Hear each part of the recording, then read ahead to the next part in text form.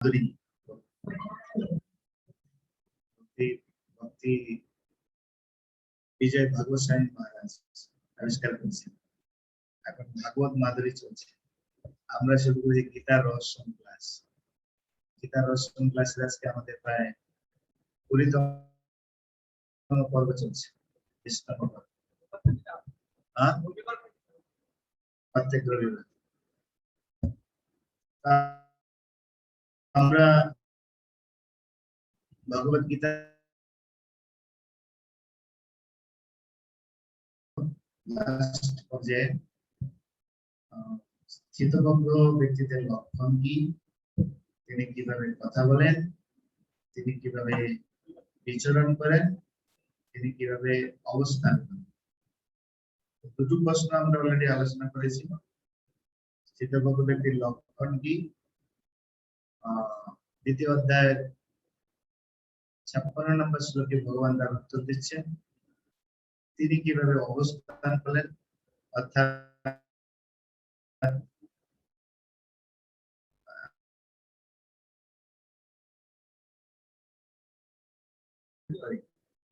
সেটা বর্ণনা করা হয়েছে। আমরা এই দুটো প্রশ্ন নিয়ে আলোচনা করেছিলাম। সদয় বাবু রায়। হ্যাঁ প্রভু।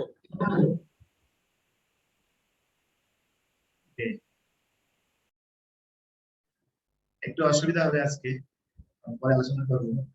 জুম ক্লাস আর প্র্যাকটিক্যাল ক্লাস একসঙ্গে হবে না, এটা সম্পূর্ণ আলাদা করতে হবে।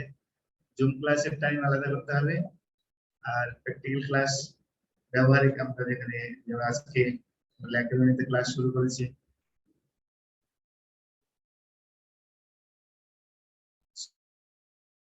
সবাই না করে এসেছেন, সোশ্যাল ডিস্টেন্স এরকম হাত দিতে হবে, যতদূর যায় অতদূর থাকা যাবে না। ভালো অল্প সংখ্যক এসেছেন, একটু ফাঁকা ফাঁকা করে বসুন। আর যারা জমে আছেন তাদের তো ফাঁকা ফাঁকা করে বসার কোনো দরকার নেই, অলরেডি ফাঁকা ফাঁকা আছে। তো আমাদের কে বলবেন আমাদের প্রথম প্রশ্ন কি ছিল? জুমে জুমে যারা আছেন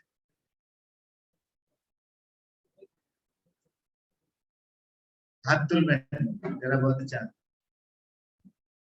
প্রথম প্রশ্ন পুষ্পকর মাতাজি, প্রথম প্রশ্ন কি ছিল?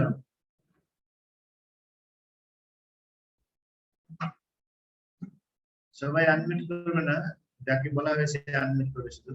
ওকে, পুষ্পকর মাতাজি। হরে কৃষ্ণ প্রভু, দণ্ডবাদ প্রণাম। প্রথম কোয়েশ্চেন ছিল স্থিতপ্রজ্ঞ ব্যক্তির লক্ষণ কি? মঙ্গল প্রভু, মাইকের সাউন্ড একটু কমাতে হবে। ওকে, তার উত্তর ভগবান কি বলেছিলেন? স্থিতপ্রজ্ঞ ব্যক্তির লক্ষণ লক্ষণ সম্বন্ধে কি বলেছিলেন? পুষ্প মাতাজি বলুন।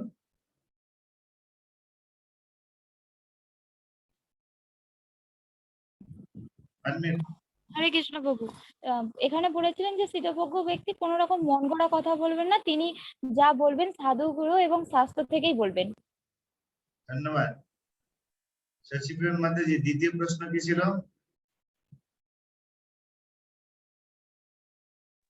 কিভাবে স্থিতপ্রজ্ঞ ব্যক্তি কিভাবে অবস্থান করেন? উত্তর কি ছিল?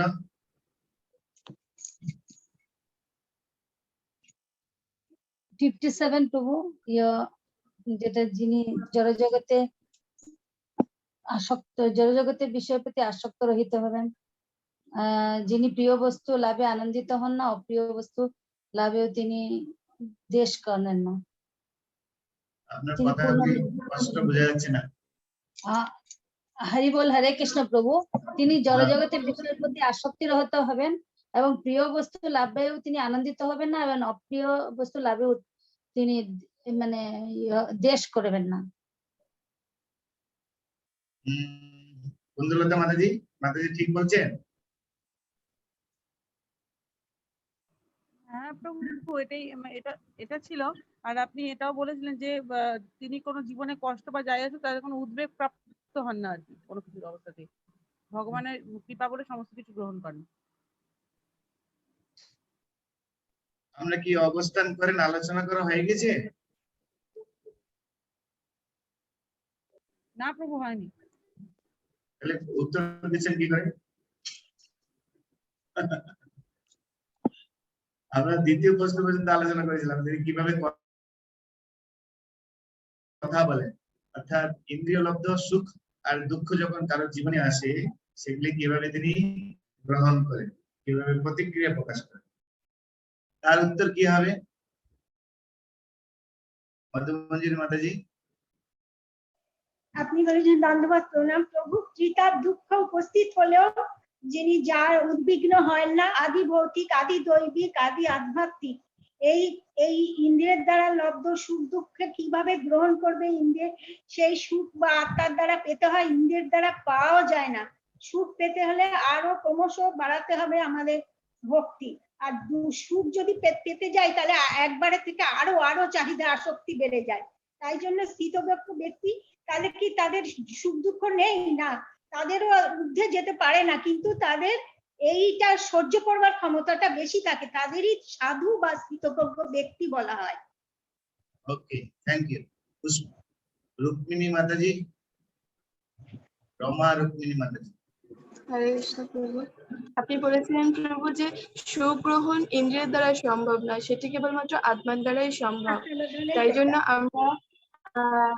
আমরা গৌরকিশোর দাস বাবাজি মহারাজ বা আপনার বিশ্বমিত্র পরাশর মুনি এদের কথা শুনেছিলাম যে গৌরকিশোর দাস বাবাজি মহারাজ কিভাবে সমস্ত স্থিতিকে সমানভাবে গ্রহণ করেছিলেন, কিন্তু পরাশর মুনি, বিশ্বমিত্র এনারা অনেক মহান ব্যক্তিত্ব হওয়া সত্ত্বেও যেহেতু সেই পর্যায়ে পৌঁছাতে পারেনি, তাই তাদেরকে আবার অধঃপতিত হতে হয়েছিল। তো সেই রকম এছাড়া আমরা হরিদাস ঠাকুর, পঞ্চপাণ্ডব আলোচনা প্রসঙ্গে আমরা আলোচনা করেছিলাম, ভগবানের উত্তর কি ছিল? আমাদের মাতাজি যেটা বললেন সেটা হচ্ছে তার উত্তর। এই দুঃখিসু অনুদ্বিগ্ন মনা, সুখিসু বিগতস্পৃহ, বিতরাগ ভয়ক্রোধ নিবৃত্তি হচ্ছে। এটা হচ্ছে এই আলোচনা প্রসঙ্গে আমরা অনেক কিছু আলোচনা করেছি।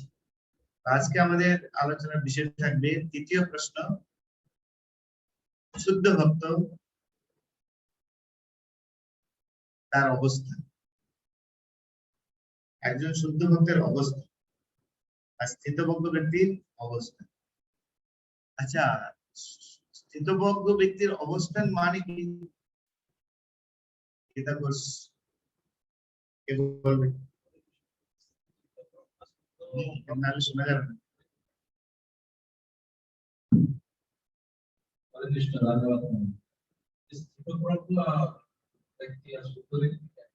একই স্থিতপ্রজ্ঞ ব্যক্তির অবস্থান,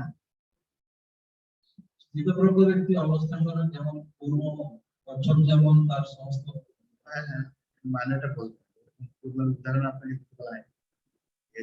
কেবল করে দেখি স্থিতপ্রজ্ঞ অবস্থান মিন্স শক্তি মাতাজি ইন্দ্রিয়গুলোকে তিনি কিভাবে নিয়ন্ত্রণ করেন? Thank you. ইন্দ্রিয়গুলোকে কিভাবে তিনি কন্ট্রোল করেন, এগুলো অবস্থান। আমরা দেখবো ভগবান তার উত্তর কিভাবে দিচ্ছেন। 58 নম্বর শ্লোক বের করুন সকলে। 58 নম্বর শ্লোক।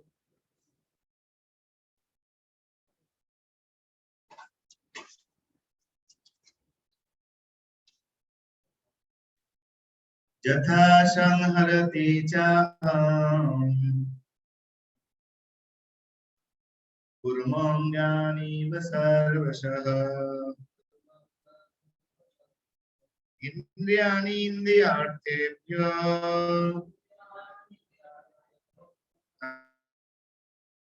আস্য প্রজ্ঞা প্রতিষ্ঠিতা। যথা সংহরতি চাহং কুর্মঙ্গানিব সর্বশঃ ইন্দ্রিয়াণি ইন্দ্রিয়ার্থেভ্যো আস্য প্রজ্ঞা প্রতিষ্ঠিতা। বিষয়া বিনিবর্তন্তে निरहारशदेहिना रसावर्जन शब्दस्य परम दिष्टा निवर्तते तानि सर्वाणि संयम्य न जततो हि अपि कौन्तेया पुरुषस्य विपश्चितः इंद्रियाणि प्रमाथिनी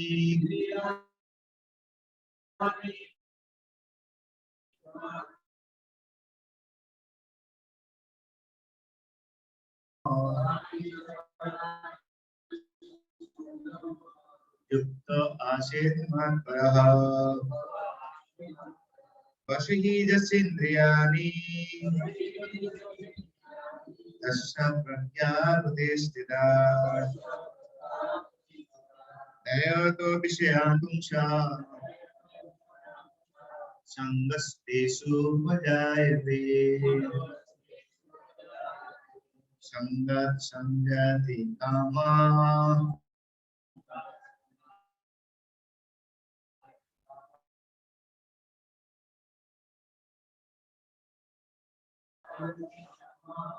स्मृति विभ्रमा स्मृति वंशात् बुद्धिनाशो बुद्धिनाशात् प्रणाशति शैली माता जी अनुवाद করুন দেখি 18 নম্বর শ্লোক থেকে। হরে কৃষ্ণ প্রভু প্রণাম। প্রভু 18 নম্বর শ্লোকের অনুবাদ। কুর্ম একটু আস্তে আস্তে। হ্যাঁ প্রভু, বলছি কুর্ম যেমন তার অঙ্গ সমূহ তার কঠিন বহিরাবরণের মধ্যে সংকুচিত করে, তেমনি যে ব্যক্তি তার ইন্দ্রিয়গুলিকে ইন্দ্রিয়ের প্রত্যাহার করে নিতে পারেন তার চেতনা চিন্ময় জ্ঞানে প্রতিষ্ঠিত।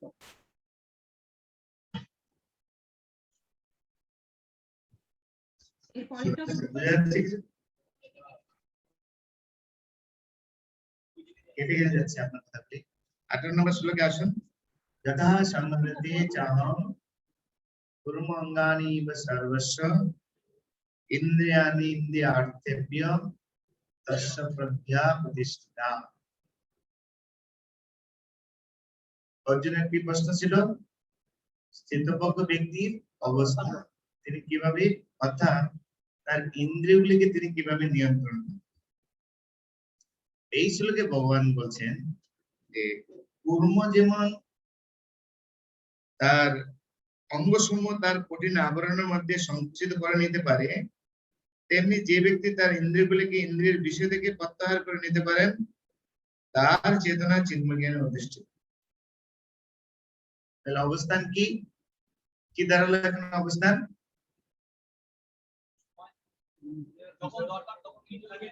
আমি যাকে বলবো সে বলবো, ঠিক আছে? ওখানে যারা জমি আছেন তারা হাত তুলবেন, আর এখানে যারা বসে আছেন তারা এখানে হাত তুলবেন।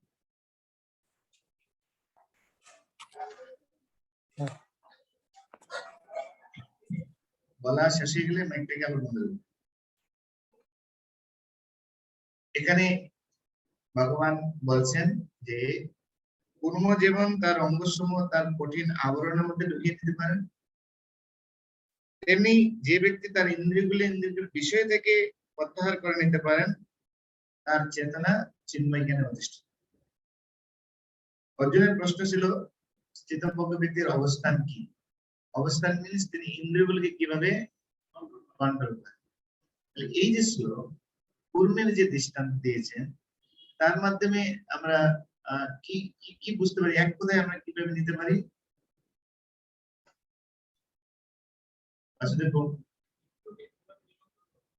হ্যাঁ, ইন্দ্রিয়গুলিকে কিভাবে নিয়ন্ত্রণ করে। এই জন্য ভগবান এখানে অর্থাৎ কিভাবে নিয়ন্ত্রণ করেন? ইচ্ছা অনুসারে, নিজের ইচ্ছা অনুসারে। তার মানে কি দ্বারা এখানে যে একজন স্থিতভক্ত বা শুদ্ধ ভক্ত তিনি ইন্দ্রিয়ের দাস নন, তিনি গো দাস নন, তিনি কি কে গোস্বামী আছেন এখানে? গোস্বামী টাইটেল কারো আছে এখানে? এখানে কারো গোস্বামী টাইটেল আছে আপনাদের? গোস্বামী টাইটেল নেই না? গোস্বামীদের তো আগে মেরে দিয়েছে, মানে আমাদের আকবরের টিম পুরো আগে মেরে দিয়েছে, আর ব্রিটিশরা একটু মেরে দিয়েছে চাকরি বাকরি দিয়ে। গোস্বামী আর কে নেই। তার মানে কি দাঁড়ালো? শুদ্ধ ভক্ত তার অবস্থান কি? তার ইন্দ্রিয়গুলি তার হাতের বশীভূত। তিনি তার ইচ্ছা অনুসারে ইন্দ্রিয়গুলিকে পরিচালনা নিয়ন্ত্রণ করেন। যেরকম এখানে উদাহরণ দিয়েছেন ভগবান কুর্ম। কচ্ছপ যখন প্রয়োজন তখন তার হাত পাগুলি বের করে হাঁটা শুরু করে, কিন্তু যেই আপনি কচ্ছপের কাছে যাবেন হাত পাগুলি ভিতরে নিয়ে একদম পুরো ভিতরে ঢুকে দেবেন। দেখেছেন কেউ কচ্ছপ টিভিতে না?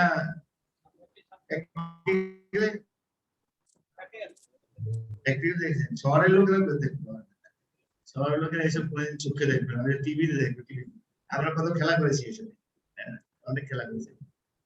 কুর্ম কচ্ছপ যেরকম তার ইন্দ্রিয়গুলিকে তার ইচ্ছা অনুসারে প্রয়োগ করেন, ভগবত ভক্ত তেমনি তার ইচ্ছা অনুসারে ইন্দ্রিয়গুলিকে তিনি দমন করেন। প্রভুপাদ তাৎপর্যে সাপুরের উদাহরণ দিয়েছেন। সাপুরে বিষধর সর্প আর সাপুরে আমাদের ইন্দ্রিয়গুলো হচ্ছে বিষধর সর্পর মতো। সাপ যেরকম আমাদেরকে দংশন করলে আমাদের অবস্থা খারাপ হয়ে যায়, তেমনি ইন্দ্রিয়গুলির দ্বারা যে পরিচালিত হবে তার অবস্থা খারাপ হয়ে যায়। ঠিক আধুনিক ছেলেমেয়েরা একটু ভালো জানে, বয়স্ক লোক এগুলো বলতে পারে না। বয়সকালে আবার বোঝা যায় সংসারের প্রতি, নাতি প্রতি নাতিকে না দেখে একদম থাকা যাবে না। মায়াপুরে গিয়েছে, নাতির কথা চিন্তা করছে। আর একজন ফোন করছে মায়াপুরে দেখে, দাদু দাদু, মায়াপুর বসে আছে, ওখানে ভগবানকে দর্শন করবেন, কি ওই যে আওয়াজ করে না, খুব ভালোই লাগে। বুঝতে পারছি যে কিভাবে নাতির প্রতি আসে। বিষধর সর্প যেরকম প্রতিনিয়ত আমাদেরকে দংশন করে চলে, আর যখন বিষধর সর্প তাকে দংশন করে তার হিতাহিত জ্ঞান থাকে না, যিনি অনিয়ন্ত্রিত ইন্দ্রিয়ের দ্বারা যিনি পরিচালিত হবেন তারও অবস্থা ছেড়ে। কোন একটা মেয়ে একটা ছেলেকে ভালোবাসলো, নিয়ে তাকে কত বোঝানো হলো, কিছুই বুঝতে পারে। আমার চোখের সামনে আমরা সব দেখেছি। বাবা মা দিনের পর দিন তার পিছনে পড়ে থাকে তাকে শিক্ষার জন্য। সেই স্কুলের ভিতরে দিয়ে বাইরে বসে থাকে, রোদ বৃষ্টি ঝড়। একটু বড় হয়, একটু বুঝতে শিখে আর আধুনিক শিক্ষা শিক্ষিত হয়ে টিভি দেখে, এইসব দেখে একটা ছেলে পাল্লা করে মা বাবা শেষ। তাকে কত বোঝানো হয়, একদম শেষ। যেরকম বিশুদ্ধ সর্প যখন কাউকে দংশন করে তার চেতনা বলার কিছু থাকে না। ইন্দ্রিয়গুলি অনিয়ন্ত্রিত ইন্দ্রিয় দ্বারা যারা পরিচালিত হয় তাদের অবস্থা। কিন্তু যিনি সাপুরে, তিনি তার মন্ত্রের মাধ্যমে সাপকে বশীভূত করেন, সাপের সঙ্গে খেলা করতে পারেন, কিছুই হয় না। স্থিতপ্রজ্ঞ ব্যক্তি তার ইন্দ্রিয়গুলো এরকম তার মন্ত্রের মাধ্যমে তাকে বশীভূত করে। প্রশ্ন আছে এখানে যে ভগবান এখানে কুর্মের দৃষ্টান্ত দিয়েছে, যে স্থিতপ্রজ্ঞ ব্যক্তি কুর্মের মতো তার হাত পা গুলিকে ভিতরে ঢুকিয়ে রেখে দেয়। যদি কেউ প্রশ্ন করে তাহলে কি স্থিতপ্রজ্ঞ ব্যক্তি কি কুর্মের মতো হাত পা গুলিকে ভিতরে রেখে দেন? না, সেরকম নয়। এর মাধ্যমে বোঝাতে চাচ্ছে যে প্রয়োজন ছাড়া কোনোদিন কখনো তার ইন্দ্রিয়গুলিকে তিনি কাজে লাগাবেন।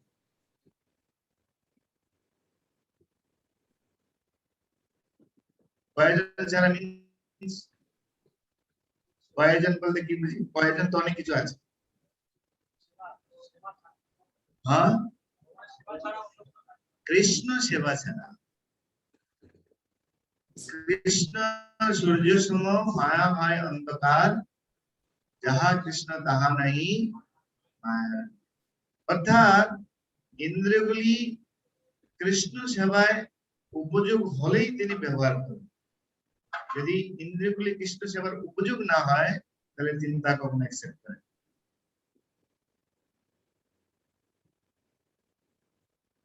আপনারা যারা ভক্ত আছেন, হঠাৎ করে আপনার মনে হলো ধরুন চাট মশলা খাবেন, কিন্তু আমি তো ভক্ত হয়ে গেছি এখন,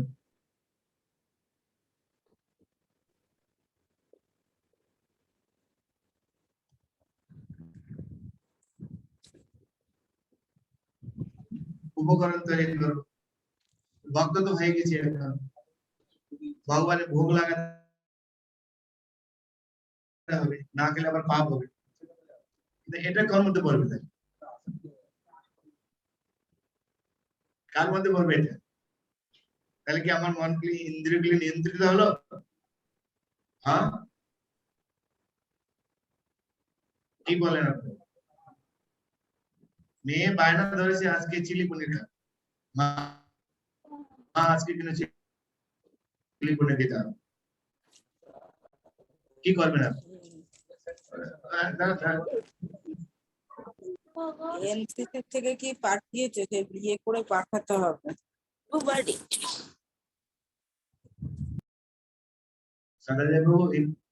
আপনি কন্ট্রোল করবেন পুরো জুনটাকে। হ্যাঁ, যাকে আমি বলবো সে হাত তুলবে। হ্যাঁ,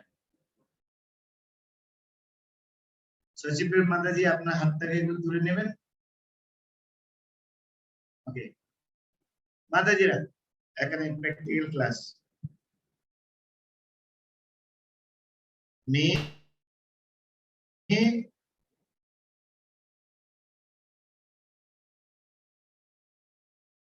কি করবে না, এখানে আমরা যে আলোচনা করলাম যে শুদ্ধ ভক্ত ভালো ভক্ত কখনো ইন্দ্রিয়ের অনুসারে চলবে না। বা আপনার হঠাৎ করে মনে হলো যে ফুচকা খাওয়ার জন্য রাস্তা দিয়ে আসলাম, আজকে কত খেয়েছি এই জায়গাতে, এই প্রভুদের পাল্লায় করে আজকে ভক্ত হয়ে গেলাম। টেস্ট করা যায়, ঘরে গিয়ে বানাবো, উপকরণ তৈরি করবো, বাজারে এখন কিনতে পাওয়া যায়, সেটা নিয়ে চলে আসবো, শুধু তেলের মধ্যে ফুটিয়ে নিবো, আর শুধু তেঁতুলের জল দিয়ে একটু কিছু বানিয়ে নিতে হবে, তারপরে একটু আলু সিদ্ধ করে একটুখানি আগের দিন ভিজিয়ে রাখবো। আমাদের মঙ্গলবাবু খুব ভালো বানাতে পারে, মঙ্গলবাবু একদিন ফুচকা খাওয়াতে পারবেন সবাইকে সানডে ক্লাসে। আমাদের অমল শ্যামবাবু আর আমাদের মঙ্গলবাবু দায়িত্ব নিতে পারে, মঙ্গলবাবু এক্সপার্ট এটা। এখন ধরুন মেয়ে চেয়েছে বা আপনি চেয়েছেন, কি করবেন? নিচে মাতাজি মাইকটা দেওয়া যাবে নিচে, বা আমাদের জুমে যারা আছেন হাত তুলবেন, কে বলতে চান? হাত না তুলে কেউ আপনি মাইক আনমিউট করবেন না। কি করবেন আপনি?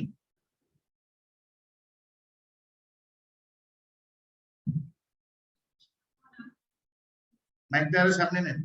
আর জুমে যারা আছেন কেউ হাত তুলবেন বলার জন্য।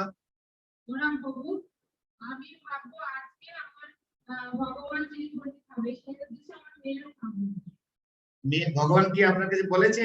না, ভগবান বলেনি, আমি এটা ভাববো যে আমি আজকে আমার ভগবান মানে পরমাত্মা আমার মেয়ের ভিতরে থেকে তাকে অনুপ্রাণিত করছেন চিলিপনি খাওয়ানোর জন্য, সেটা আপনি বলতে চাচ্ছেন? না, আমি আমার চেতনা থেকে আমি ভাবছি যে আমার ভগবান আছে, মানে আমার ভগবান ওকে দিয়ে বলাচ্ছেন আমাকে। সেটা বলছি না, ওকে দিয়ে বলাচ্ছি না, মানে আমার আসবে তখন যে আমি আপনি তো সেটাই বলতে চাচ্ছেন। আপনাকে ভগবান বলেছেন চিলিপনি খাবে, বলেন তো মেয়ে চাচ্ছে, না হলে আমি কিন্তু আজকে কিছু খাবো। তার মানে আপনার মেয়ের মনটা শুধু চিলিপনির মধ্যে ঢুকে গেছে। মধ্যমন্দির মাতাজি কিছু বলবেন আপনি? হ্যাঁ, আমি ধন্যবাদ প্রভু। আমি হলে বানিয়ে দেব, এনে বানিয়ে দেব, ভগবানকে ভোগ লাগাবো, ভোগ লাগিয়ে তারপরে সেটা দেব। তা না হলে তো মেয়ের এই পথ থেকে মনটা সরে যাবে। ওই জন্য তাকে ঠিক রাখার জন্য আমি ভগবানকে ভোগ লাগিয়ে তারপরে এটা সবাই এখন মেয়ে চেয়েছে, না দিলে উপায় নেই, তাই আমি দিচ্ছি। তাই ভগবানকে ভোগ লাগিয়ে দেবো। এটা তো মেয়ের ইন্দ্রিয়ের দাসত্ব হয়ে গেল না? হলো, কিন্তু বাচ্চা মেয়েরা তো বুঝতে পারবে না। হ্যাঁ, যাই হোক, কিন্তু শুদ্ধ ভক্ত যেরকম ছিল ভক্তিবিনোদ ঠাকুর আর ভক্তি সিদ্ধান্ত সরণি ঠাকুর, বিমলা প্রসাদ ছোট ছিল, ভক্তিবিনোদ ঠাকুর কিছু আম কিনে নিয়ে এসেছে, আমটা টেবিলের উপরে রেখেছিল, আর ছোট বাচ্চা শিশু সে কি করেছে, একটা আম নিয়ে খাওয়া শুরু করে দিয়েছে। বিমলা প্রসাদ, তুমি খুব অপরাধ করেছো, এই আম আমি কৃষ্ণের সেবার জন্য নিয়ে এসেছি, কৃষ্ণের ভোগের জন্য নিয়ে এসেছি, তুমি একটা আম স্পর্শ করে খেয়ে নিয়েছো ভগবানকে দেওয়ার আগে, তুমি অপরাধ করে ফেলেছো। ছিল ভক্তি সিদ্ধান্ত সরণি ঠাকুর সেদিন থেকে প্রতিজ্ঞা করেছেন, এই আমের জন্য আমি ভগবানের চরণে অপরাধ করেছি, আমার জীবনে কোনোদিন আমি আমকে আর স্পর্শ করব না। এবার বলুন, শুদ্ধ ভক্ত বা স্থিতভক্ত ব্যক্তি সোজাসুজি চিন্তা করবে যে কৃষ্ণের চিন্তা, কৃষ্ণের বাসনা কি, ভগবানের কি বাসনা। মেয়ের বাসনা তো বুঝলাম, আবার ভগবানের বাসনা কি? ভগবানের বাসনা চিন্তা করে এবং মেয়ের এই চিন্তা করে, দুটোকে কি করে ব্যালেন্স করবেন, তখন তিনি চিন্তা করবেন। যেটা প্রভুপাদ ব্যালেন্স করেছেন যোগ অনুসারে। ভক্তিবিনোদ ঠাকুরের সময় সরাসরি এগুলো ছিল, ভক্তি সিদ্ধান্ত ঠাকুর স্টেট কাট বাঘা সন্ন্যাসী ছিলেন। ছিল প্রভুপাদ অনেক ডিসকাউন্ট করেছিলেন।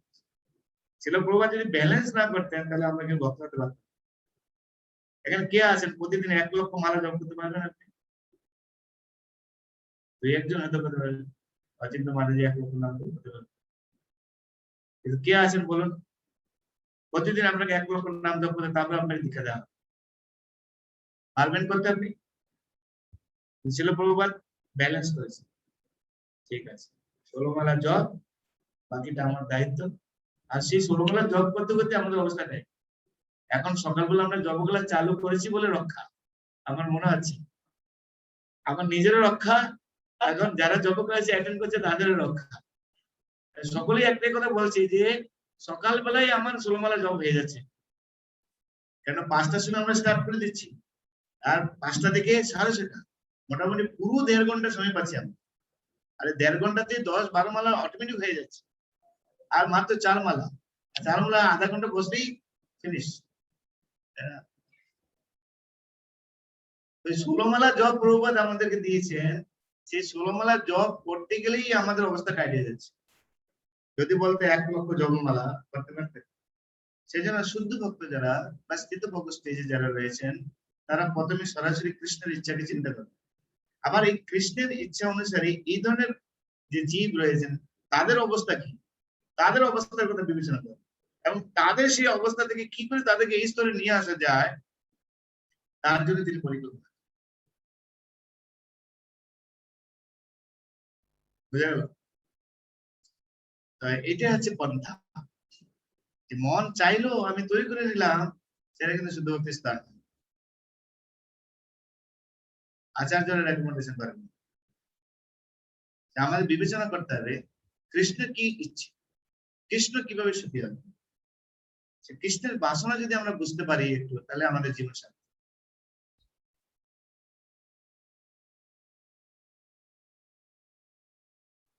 জীবন সফলতার কৃষ্ণ দর্শন যার ভাগ্য হইয়াছে এক। বাস ছিল প্রভুপাদ ভগবানের ইচ্ছা বুঝতে পেরেছেন, সেই জন্য তিনি সারা বিশ্বব্যাপী এই আন্দোলনকে গড়ে তুলেছেন। গুরু মহারাজ গতকাল না পরশুদিন, হ্যাঁ গতকালের ক্লাস কেউ শুনেছেন? গুরু মহারাজের প্রত্যেক শনিবারে গুরু মহারাজের আদেশ, ইচ্ছা, বাসনা বুঝতে পেরেছেন? শনিবারের ক্লাস কেউ মিস করবেন না, এত সুন্দর সুন্দর ক্লাস ডাইরেক্টলি বাসনা ব্যক্ত করেছেন সবার কাছে। আমার প্রত্যেকটা শিষ্য অনুগামী, আমি চাই সকলে গোলক বৃন্দাবনে ফিরে যান। কিন্তু কেন করতে পারছে না? কারণ তারা ঠিক মতো জব করছে না। ঠিকভাবে জব করছে না। আর এই জব যদি আপনি ঠিকভাবে না করেন, তাহলে আপনার ভক্তি জীবনের যে বেনিফিট বা ভক্তি জীবনের আনুষঙ্গিক যে জিনিসগুলি, সেগুলি সব আপনি বঞ্চিত হবেন। Job is very very important. আর জব যদি আপনি ভালোভাবে করেন, অন্যান্য যে কোয়ালিটি, যে একমাত্র শুদ্ধ ভক্তই কনসিডার করতে পারে। কিন্তু প্রাথমিক জীবনে আমাদেরকে কোনো ইন্দ্রিয়ের দাসত্ব আমরা যেন না করেন, তাহলে ঠকে যাবে। ইন্দ্রগুলি হচ্ছে এমন একটা ইন্দ্রকে আপনি বাসনা করতে পারবেন, আরেকটা ইন্দ্র আপনাকে জ্বালাবে। প্রভুপাদের বিভিন্ন বইয়ের মধ্যে ছবি আছে, কান একদিকে টানছে, নাক একদিকে টানছে, চোখ একদিকে টানছে, জিহ্বা একদিকে টানছে। আর যদি আমরা দৌড়াতে যাই, তাহলে আমাদের অবস্থা আবরবো।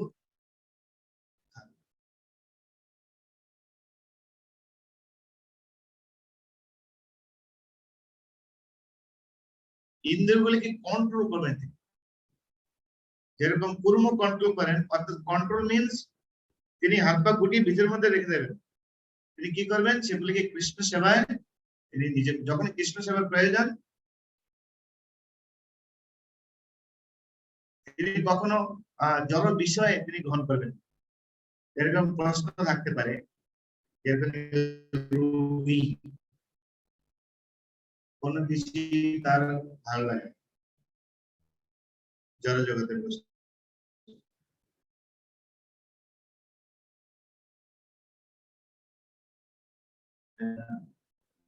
তাহলে তারা কি সিদ্ধ ভক্ত? হ্যাঁ, তারা সিদ্ধ ভক্ত নয়। তাদেরকে আমরা সিদ্ধ ভক্ত বলতে পারি না। তাদের তাদের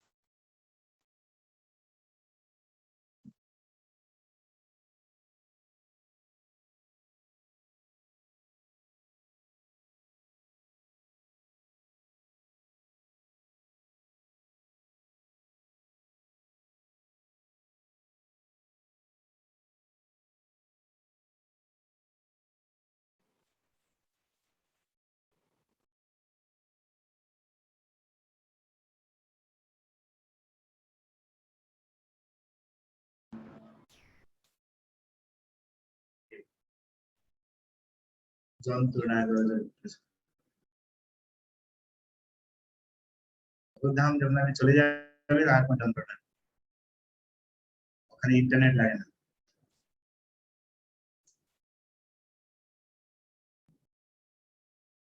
हरे कृष्णा कृष्ण कृष्ण हरे हरे, हरे राम राम राम हरे।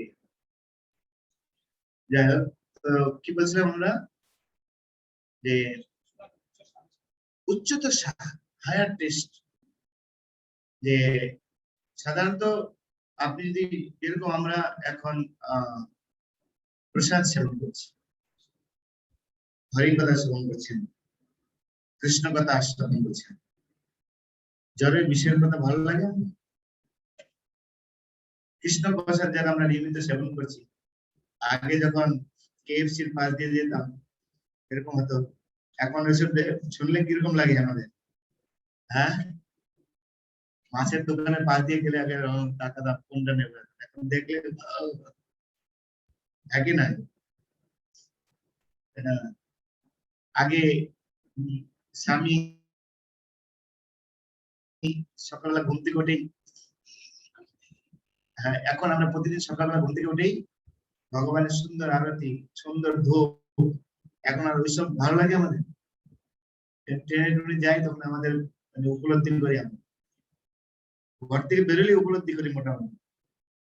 যে মায়াপুর ধামে যখন আমরা থাকি মনে হয় যেন একটা বৈকুণ্ঠ জগৎ আছে, যে মায়াপুর ধাম থেকে বেরোচ্ছি বাস শুরু হয়ে গেল জয় জগৎ। হ্যাঁ, জয় জগৎ শুরু হয়ে গেল, ভালো লাগে না?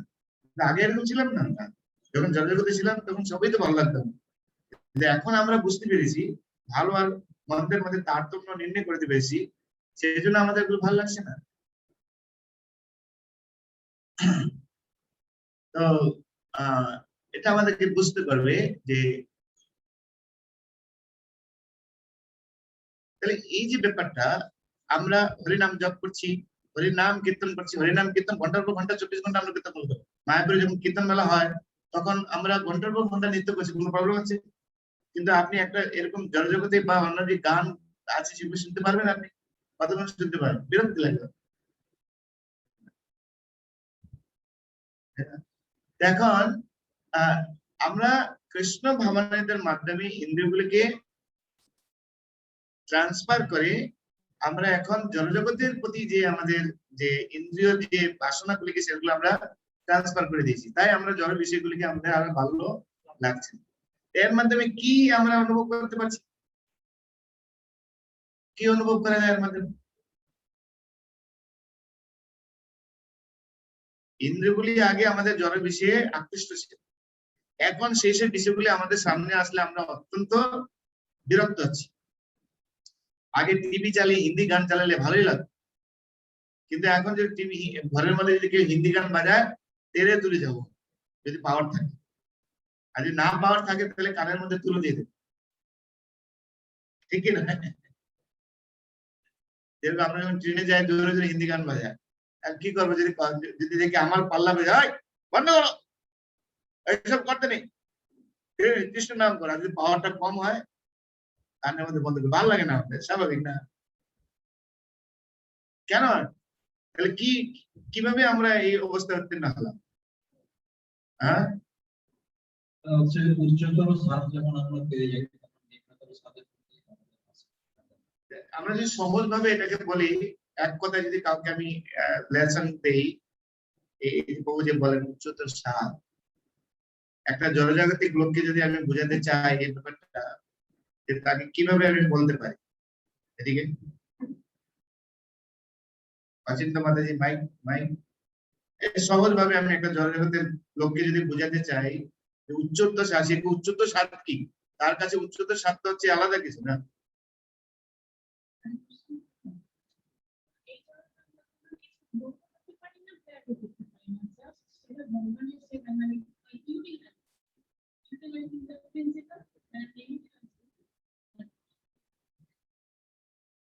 জোর করে আমরা ইন্দ্রিয়গুলিকে তুমি দমন করতে পারবে, শুধু যার যেটা বিষয় সেটাকে যথাযথভাবে ইউটিলাইজ। যেরকম চোখের বিষয় দেখা, চোখটা কি জন্য তোমাকে দিয়েছে? ভালো ভালো বিষয় দেখার জন্য। ভালো বিষয় কি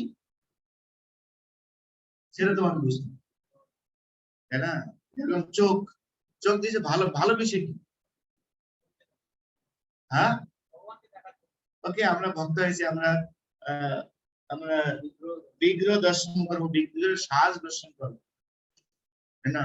যেরকম যদি আমি ভগবানের সুন্দর অপূর্ব বিগ্রহ তাকে যে সাজানো হয়, সেই বিগ্রহ যদি আমি দর্শন করি, এই জড়জগতের কোনো মানুষের রূপের প্রতি আমার আকর্ষণ থাকে।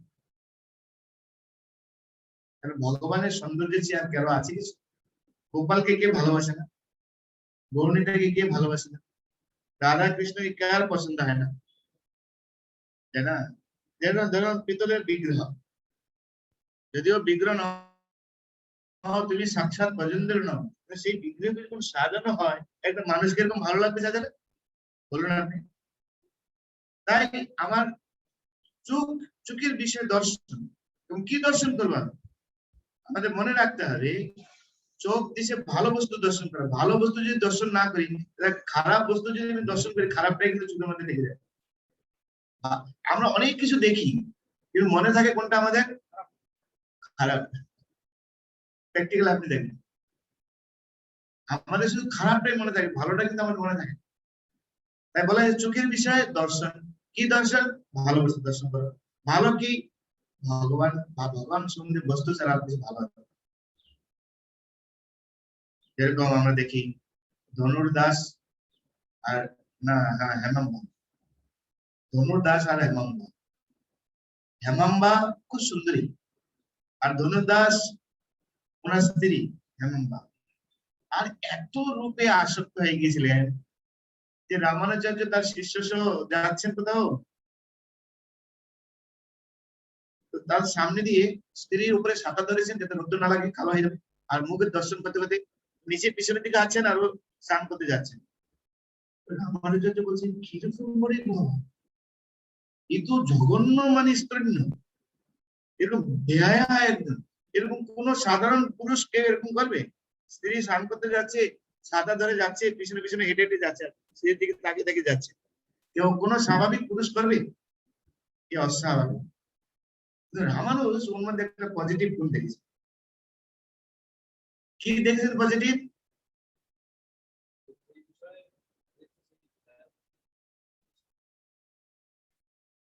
রূপের প্রতি আকর্ষণ, রূপের প্রতি আকৃষ্ট। যে রূপের প্রতি আকৃষ্ট তাকে যদি আমি একটি উৎকৃষ্ট কোনো বস্তু দেই, তাহলে সেটাই সে আকর্ষিত হয়। আপনি দেখবেন আমরা প্রচার করতে গিয়ে দেখেছি, যার মন একটু পজিটিভ নিতে চায়, মানে পজিটিভ থিঙ্কিং যার মধ্যে রয়েছে, সর্বদা উৎকৃষ্ট বিষয়ে সে চিন্তা করছে, বেস্ট বস্তু পাওয়ার জন্য লালায়িত, তাকে যখন আমরা বেস্ট জিনিস দিতে যাচ্ছি, সঙ্গে সঙ্গে সে অ্যাকসেপ্ট করছে, তখন ওই বিষয়গুলি ছেড়ে দিচ্ছে, তাই কি না? যেরকম আপনারা ভক্ত হয়েছেন বা ভক্ত হচ্ছেন, যে আপনি চান যে আধ্যাত্মিক ভাবে আমি একটা ডেভেলপমেন্ট হতে, আমি একটা ভালো জিনিস যেতে চাই, যে আমি মন থেকে একটা মানে একটা দিব্য আনন্দ লাভ করতে পারি। আর যখন আমি হরে কৃষ্ণ মহামন্ত্র জপ করছি, যখন কৃষ্ণ কথা শ্রবণ করছি, আমি আনন্দ পাচ্ছি, তার মানে আমি চাচ্ছি এগুলি। তো সেই বস্তু যখন পাচ্ছি, তখন সঙ্গে সঙ্গে কি হচ্ছে, যে অন্য কিছু শ্রবণ করা বা অন্য কিছু বিষয়ে অন্য কোনো সঙ্গ, হ্যাঁ, আমি অ্যাসোসিয়েশন চাই, সেজন্য লোকের কাছে আমি যাচ্ছি, এই মঠ করছি, ওই মঠ করছি, আমি এই লোকের কাছে যাচ্ছি, কিন্তু আমি পাচ্ছি না, আনন্দ পাচ্ছি না। কিন্তু সেই বিষয় যখন আমি পেয়ে যাচ্ছি, যখন আকৃষ্ট হচ্ছে। এরকম কি নাম ওই যে ওরা হাজব্যান্ড ওয়াইফ, কি নাম তোমার বন্ধু? নীলিমা। নীলিমা, নীলিমা ও গীতা শিখতে চায়, গীতা পড়তে চায়, আনন্দ পেতে চায়, বুঝতে বুঝতে বুঝতে বুঝতে বহু জায়গায় গিয়েছেন, এদিকে উঠে গিয়েছেন। একদিন রোববার গীতা পাঠে বসেছেন, বসে আনন্দ লেগে গেছে, বাস ভক্ত হয়ে গেল। এখন হেমাম্বা আর ধনুর্দাস তার এই পরিস্থিতি থেকে রামানুজ বলছেন, ও এই রূপের প্রতি আসক্ত, একে যদি আমি সুন্দর রূপ দেখাতে পারি, তাহলে এই রূপ রামানুজাচার্য পাঠিয়েছেন, যাও ওকে আমাকে ধরে নিয়ে আসে, বলো রামানুজাচার্য পাঠিয়েছে। রামানুজাচার্য তখনকার সময় সাউথ ইন্ডিয়া, দক্ষিণ ভারতে ফেমাস ছিলেন, তার ঐশ্বরিক শক্তির জন্য, তার করুণার জন্য, তার চরিত্রের জন্য, তার ব্যবহারের জন্য সকলে তার প্রতি আকৃষ্ট ছিল। তো যখন শুনেছেন রামানুজাচার্য চলে গিয়েছেন আমাদের, রামানুজাচার্য জিজ্ঞাসা করছেন, তুমি এই যে রক্ত মাংসের একটা শরীর, কি পেয়েছো তুমি এর মধ্যে? বলে রূপ। রূপ কি রূপ আছে? বলে এর চেয়ে রূপ আর কোনো কিছু এই জগতে নেই। তোমাকে যদি আমি এর চেয়ে সুন্দর রূপ দেখাতে পারি, বলে ইম্পসিবল। যদি দেখাতে পারি ছেড়ে দেব। সত্যি বলছো? বলে আপনি পারবেন না, ফেলিউর হবে, এর চেয়ে সুন্দর আর কিছু নেই, চলো আমার সাথে। হাত ধরে কত ভাগ্যবান দেখ, ষোলমালা জপ করে নিই, 4 নিয়ম পালন করে নিই, 4 নিয়ম হয়তো পালন করতেন, ষোলমালা জপ করে নিই, নিয়মিত এরকম ভগবত গীতা পাঠ শুনেন, সাধুর প্রতি বিশ্বাস। রামানুজাচার্য ধরে নিয়ে যাচ্ছেন, রামানুজাচার্য আছেন ভগবান শুদ্ধ ভক্ত এবং লক্ষণের অবতার বলা হয় রামানুজাচার্য। রামানুজ, রামের অনুজ, লক্ষ্মণ। তো রামানুজাচার্য ধরে ধরে নিয়ে যাচ্ছেন, আর ওটা হচ্ছে শ্রীরঙ্গম ক্ষেত্র। আমরা গিয়েছিলাম দক্ষিণ ভারতে, যারা আমাদের সঙ্গে গিয়েছিলেন। আমি এবার বাসনা করছি যে দক্ষিণ ভারতে যাবো ডিসেম্বরে, যদি 3rd ওয়েভ অক্টোবর পর্যন্ত না আসে, তাহলে দক্ষিণ ভারতে কিছু মুসলিমের ভক্তকে দিয়ে যাবো বসে, অনেকদিন বাইরে যাই না। তখন রামানুজাচার্য বলছেন, হে প্রভু, তুমি হচ্ছ মদন মোহন। কৃষ্ণ কি মদন মোহন? এই জগতের সমস্ত জীব মদনের দ্বারা আক্রান্ত। মদন হচ্ছেন কামদেব বা রতির হাজবেন্ড। কামদেব আর রতি, হাজবেন্ড এন্ড ওয়াইফ। তো মদন মোহন, তুমি মদনকে মোহিত করেছো, যে মদন সারা জগৎকে মোহিত করে রয়েছে নারী পুরুষের আকর্ষণের মাধ্যমে, আর তুমি সেই মদনকে তুমি চিৎপটান করে দিয়েছো। তোমার রূপ দর্শন করে ও তোমাকে এসেছিল, আপনি সেই জায়গা আছে মদন তীর, বৃন্দাবনে যখন যাবেন, যমুনা যখন আমরা পরিক্রমা করি, একটা জায়গার নাম আছে মদন তীর। গোশালা আমাদের আছে, ইসকন গোশালা, গোশালার পাশে একটা জায়গা রয়েছে, ওটার নাম মদন তীর। ভগবান কৃষ্ণ শারদীয় রাস পূর্ণিমাতে তিনি সেখানে সমস্ত গোপিকাদের নিয়ে, সুন্দরী সুন্দরী সবরমণী গোপিকাদের কাছে, এই জগতের কোন নারী পুরুষ তো নয়, এমনকি লক্ষ্মী দেবীও গোপিকাদের কাছে এত সৌন্দর্য নয়, বৈকুণ্ঠের লক্ষ্মী দেবীও গোপীদের কাছে এত সৌন্দর্য কিছু।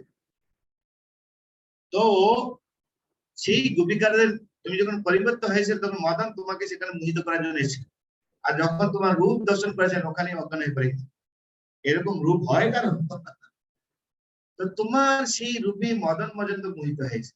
আর তুমি যখন মোহিনী অবতার এই জগতে এসেছিলে, তখন শিবজি মায়াপতি, মায়াপতি, শিবজিকে কি বলা হয়? মায়াপতি। মায়াদেবীর দ্বারা সকলের নাস্তার উপাধি জগতে, আর সে মায়াদেবীর স্বামী আছেন কে? শিবজি। আর সেই শিবজিকে তুমি চিৎপটান করে দিয়েছো তোমার মোহিনী অবতার।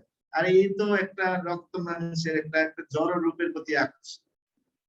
তাও মিস ওয়ার্ল্ড নয়, মিস ইন্ডিয়া হয়তো, মিস ইন্ডিয়া হতে পারে, মিস ওয়ার্ল্ড নয়, মিস ইউনিভার্স নয়।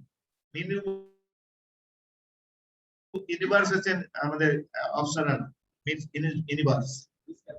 মিস ক্যালকাটা না, miss south India, south India. তো আপনি দয়া করে এক ঝলক আপনার মোহিনী রূপটাকে একটু মনে করেন। আমরা দেখি যখন রঘুনাথ ভক্তের আবেদনে, বৈষ্ণবের আবেদনে, কৃষ্ণ দয়াময় ইহেন ব্রাহ্মণপতি হবে না সদা। বৈষ্ণবের আবেদনে কৃষ্ণ দয়াময় ইহেন ব্রাহ্মণপতি হবে না সদা।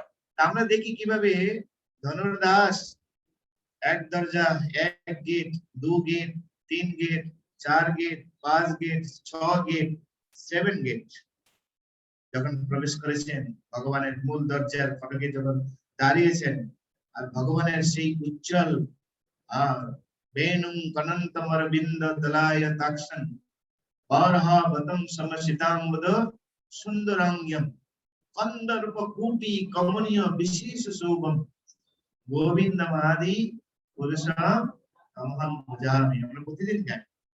সেই সুন্দর রূপ যখন দর্শন করেছেন, এক ঝলক যখন দর্শন করেছেন, বাস ওখানে অজ্ঞান হয়ে গেছে। এরকম রূপ কোথায় ছিলাম আমি এতদিন? তাহলে আমি তো রূপের আস্বাদন করতে চাই। আমি তাই এত সুন্দর রূপ, বাস ওখানেই ধনদাস হয়ে গেছে। পরে আমরা দেখতে পাই যে ধনদাস যদিও গৃহস্থ ছিল, কিন্তু রামানুজের সবচেয়ে প্রিয় লোক ছিলেন ধনদাস। ইভেন কি ব্রহ্মচারীও সেই ধনদাসের কাছে ফেল। বড় স্ত্রী আছে, অনেক স্ত্রী রামানুজের এসেছে। তাই চোখের বিষয় হচ্ছে রূপ আস্বাদন। এখন সেই রূপ দিয়ে যদি আমরা ভগবানের শ্রীবিগ্রহ প্রতিদিন দর্শন করি, তাহলেই আমাদের অন্য কোনো বিষয়ের প্রতি আর আমাদের আকর্ষণ হবে না। কিন্তু মায়া বড় বলবান, না শুনে ধর্ম জ্ঞান, সদাই বিষয়ের পাশে আমাকে বাঁধবে। শুনছি আমরা, দেখছি, কিন্তু কোনো কাজ আছে। তার কারণ আমরা কেউ সিরিয়াস নেই। মায়াপুরে অনেক ভক্ত আসে, ভগবানকে দেখে দেখে ভক্ত হয়ে যায়। এত সুন্দর। আমার মনে আছে আমি যখন 1994 মায়াপুরে জয়েন করেছি, আমি এসে তাকিয়ে আছি, পুরো তাকিয়ে আছি যে আমাকে যে গাইড করছিলেন প্রথম দিন, গাইড করে আমি তাকিয়ে আছি। রাত্রিবেলা সকালে ঘুরে এসেছি, তো দর্শনার্থীতে নিয়ে গেছেন, দর্শনার্থী দেখছি আর এত সুন্দর সাজানো দেখে শুধু তাকিয়ে আছি। কিন্তু এত সুন্দর সাজানো কোথাও আমরা দেখিনি আর। তখন আমাদের ওখানে তেমন কোনো মন্দির ছিল না, বিগ্রহ ছিল না, ছোট ছোট পিতলের বিগ্রহ ছিল। রাত্রিবেলা সকালবেলা পরের দিন ভোরবেলা গিয়েছি, ওই পোশাক নেই, গেল কোথায়? আমরা জানি একদিন পরাবে, 6 দিন 7 দিন থাকবে, আমরা এরকম দেখেছি। পরের দিন পোশাক চেঞ্জ, পুরো পরের দিন পোশাক চেঞ্জ। প্রতিদিন ভগবানকে যেভাবে শৃঙ্গার করে, হ্যাঁ, বহু আকর্ষণ হয়ে যায়, এত সুন্দর। সুতরাং আমাদের চোখের বিষয় দর্শন, ভগবানকে যদি আমরা দর্শন করি তাহলে আমরা জিহ্বার বিষয় আস্বাদন, কৃষ্ণ প্রসাদ আমরা নিয়মিত আস্বাদন করি, তাহলে এই হাবিজাবি খাওয়ার প্রতি আমাদের আস্বাদন থাকবে। সেজন্য ভক্ত কি করবেন, যদিও মেয়ে চায় বিচার করবে, কারণ সোজাসুজি আগে ইচ্ছা চলে আসবে ভগবানের। এখন কি ভগবানের ইচ্ছা রয়েছে? নেই। কিন্তু মেয়ে যদি বায়না ধরে, সে যদি তাকে না দিই আমি, তাহলে অন্য খাবারের প্রতি তার আসক্ত হতে পারে, তাহলে কি করবো আমি? কিন্তু ভগবানের তো এখন ইচ্ছা আমি দেখতে পাচ্ছি না। ভগবানের ইচ্ছা হচ্ছে আমাদের যে সামর্থ্য আছে সেভাবে প্রেম সহকারে তাকে নিবেদন করো। তখন কি করতে হবে, ভগবানের কাছে ক্ষমা চেয়ে, প্রভু বুঝতে পারছি, কিন্তু এদেরকে যদি তোমার অধরামিত আমরা না দিই, তাহলে সে কিভাবে সে তোমার দিয়ে আকৃষ্ট হবে। প্লিজ আমাকে ক্ষমা করো। তখন আমরা করতে পারি ভগবানের কাছে ক্ষমা চেয়ে। কিন্তু প্রথমে সরাসরি আমার কৃষ্ণের ইচ্ছা কি, এখানে ভগবানের ইচ্ছা কি রয়েছে, যে কোনো বিষয়ে আমরা যখন যেদিকে যাচ্ছি সেদিকে এভাবে আমাদের চিন্তা করতে হবে। যদি আমরা এরকম চিন্তা করতে পারি তাহলেই সম্ভব, নয় সম্ভব। কিন্তু আপনি দেখুন, যেহেতু আমরা ভগবানের ইচ্ছাকে বুঝতে পারি না, তাই যখন প্রসাদের ফিস্ট হয় তখন আমরা বুঝতে পারি ব্যাপারটা।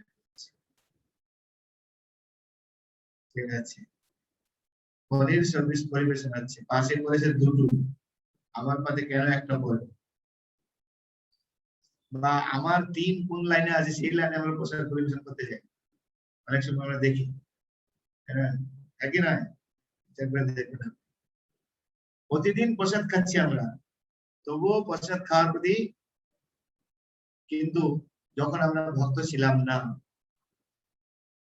তখন এক ডোনা খিচুড়ি পাওয়ার জন্য পেলে কি আমাদের আনন্দ লাগতো না?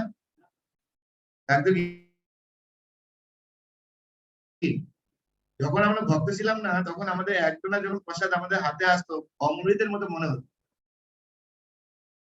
কিন্তু এত প্রসাদ খেয়েও যখন লাইন দিতে যায় তখন মারামারি লাগে।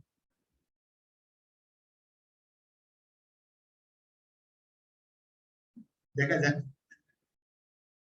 যদি এমন 9টা বেজে গেছে আর 9:30 10টা বেজে গেছে পরিক্রমার সময়, কার আগে কে বসবে? আর একাদশী পালন আগের থেকে প্রস্তুতি শুরু। আর যদি নির্জলা হয় তাহলে একদিন আগে থেকে প্ল্যান শুরু। ঘুম থেকে উঠে কি করে পালন করবো সূর্যোদয়ের আগে? তাহলে কি দিয়ে পালন করবো? গুড়ের জল না মিষ্টির জল, তাই না? আমার আবার সুগার আছে, কি করা যায়? তাই না? আয়ুর্বেদিক মিষ্টি আছে, আয়ুর্বেদিক মিষ্টি। এবার চিন্তা করুন, এত কিছু খেয়ে তো লোক যাচ্ছে না, কারণ কি? হ্যাঁ, হাত তুলতে হবে।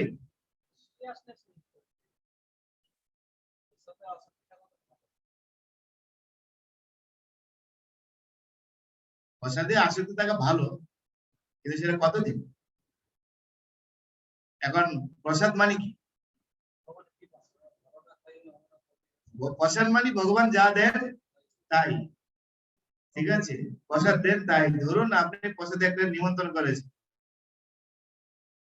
আপনি গিয়েছেন কলেজে, শুধু তিতো সবজি ছাড়া আর কিছু নেই, সব শেষ, তখন কি হবে? যদি আপনার প্রসাদের প্রতি ভক্তি থাকে তাহলে আর চেটে চুটে খাবেন না, যে আমি প্রসাদ পেয়েছি। যেরকম নারদ মুনির কাছ থেকে একটুকু প্রসাদ পেয়েছিলেন শিবজি, ব্যাস ওইটা খেয়েই তিনি আনন্দে আত্মার। কিন্তু আমাদের কি সেরকম? একটু ভালো প্রসাদ ধরে বলে না,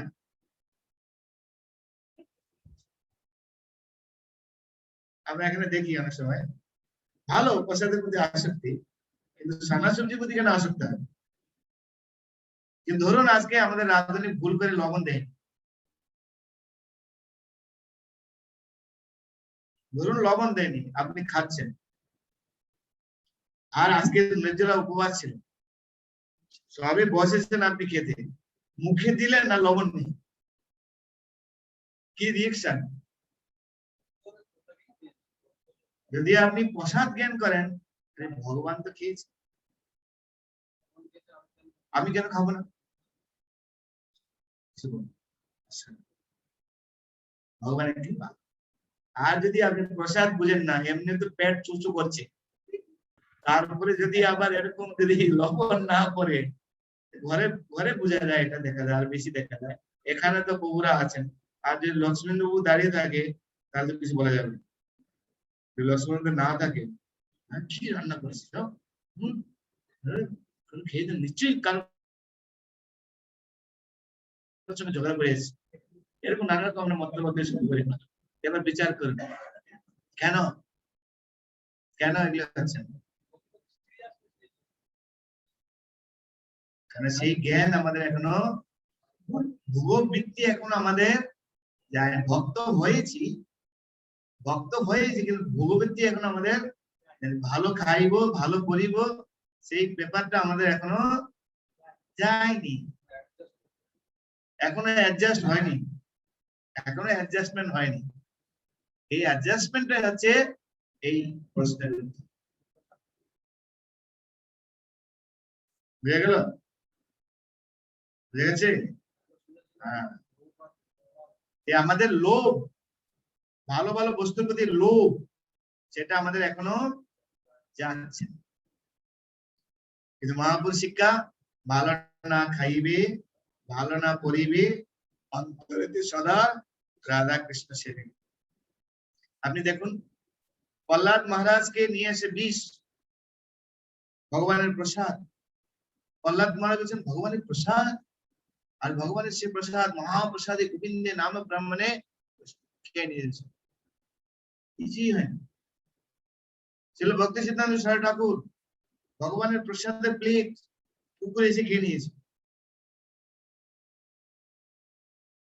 ভক্তি সিদ্ধান্ত সারা ঠাকুর প্রসাদকে একটু পেলেন, সব খেয়ে নিয়েছে। আপনি পারবেন? একটু এগিয়ে আসুন সামান্য প্লিজ, সবাই একটু এগিয়ে আসুন, আমাদের ভর্তি আছে। মায়েরা একটু এগিয়ে আসো, আমাদের মেয়েরা একটু এগিয়ে আসো, ডিস্টেন্স রাখুন একটু, ডিস্টেন্স রাখুন একটু, একটু এসে ভাই একটু এগিয়ে এসো। আপনি বিচার করুন এই কারণ কি? এই কারণ হচ্ছে যে বস্তুর প্রতি আমাদের লোভ এখনো আমাদের যাচ্ছে না। তার মানে কি দাঁড়ালো? ইন্দ্রিয়গুলি আমাদের কন্ট্রোলে নেই।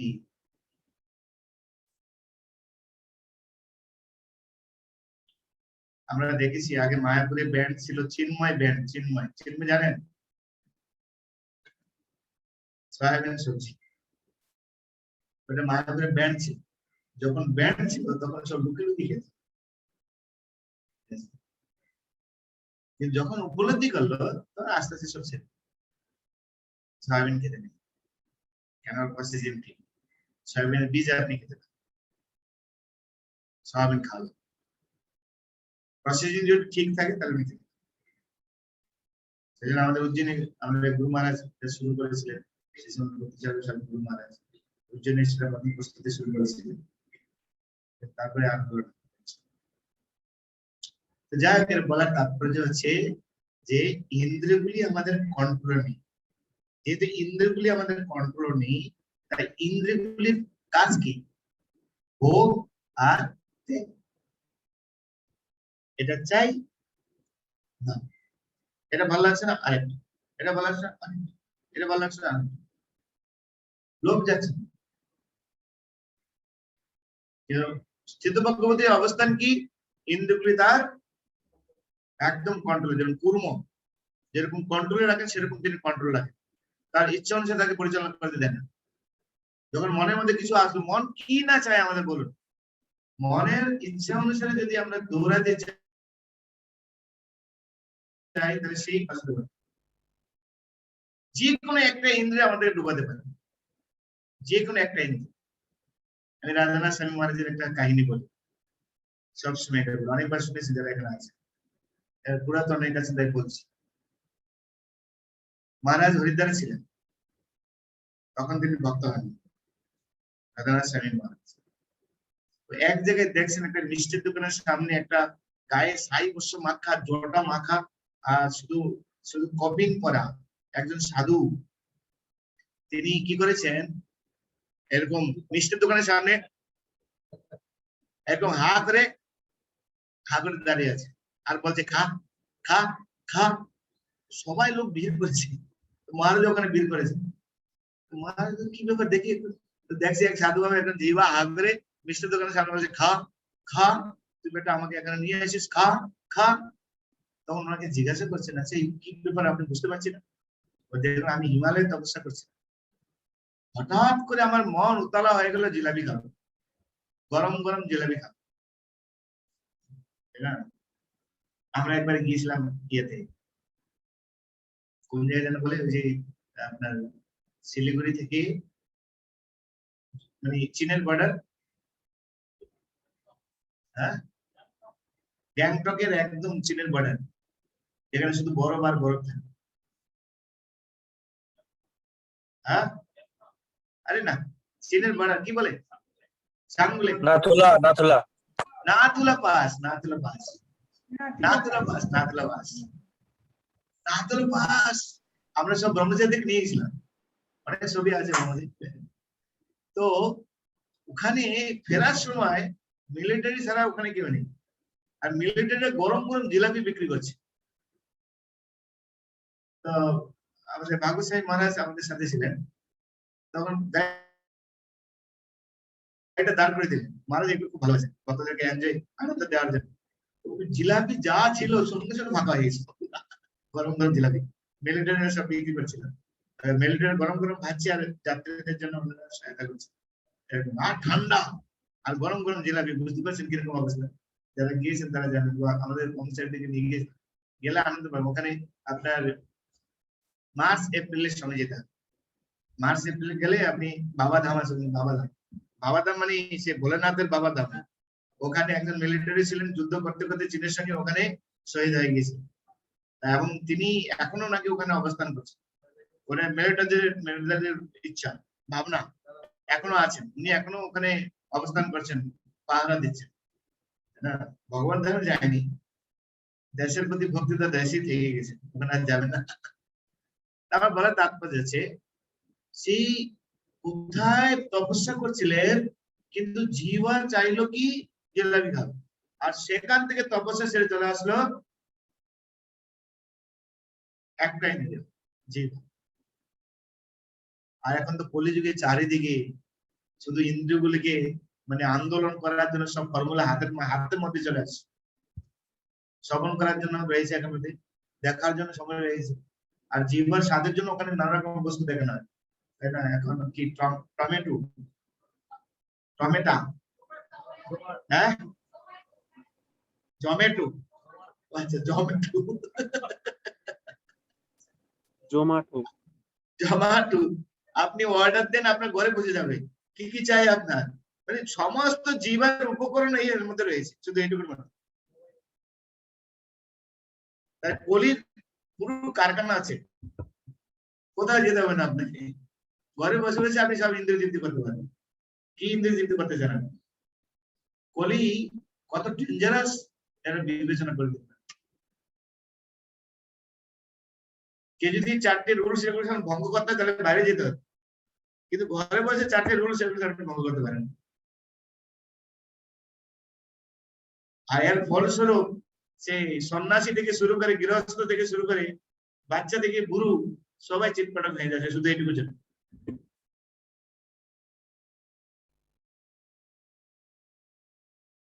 কেন? কারণ কি? এটা কি খারাপ না ভালো? আপনি যেভাবে ইউজ করবেন তার উপর নির্ভর করছে ভালো খারাপ। বস্তু ভালো খারাপ তা নির্ভর করছে আমি সেটাকে কিভাবে ইউটিলাইজ করি। Utilize is the principal. উপযোগিতা হচ্ছে মেইন থিং। বস্তু কিভাবে আপনি ব্যবহার করেন। ল্যাপটপ ভালো না খারাপ নির্ভর করছে, মাইক্রোফোন ভালো না খারাপ নির্ভর করছে আপনি কিভাবে ইউজ করবেন। আমরা এখানে কৃষ্ণ কথা এখন পরিবেশন করছি, আমরা ফেসবুক লাইভ দিচ্ছি, আর ফেসবুকে ছেলেমেয়েরা চ্যাটিং করছে নোংরা নোংরা ভাষা। ছেলে যে কে আর মেয়ে যে কে জানি না,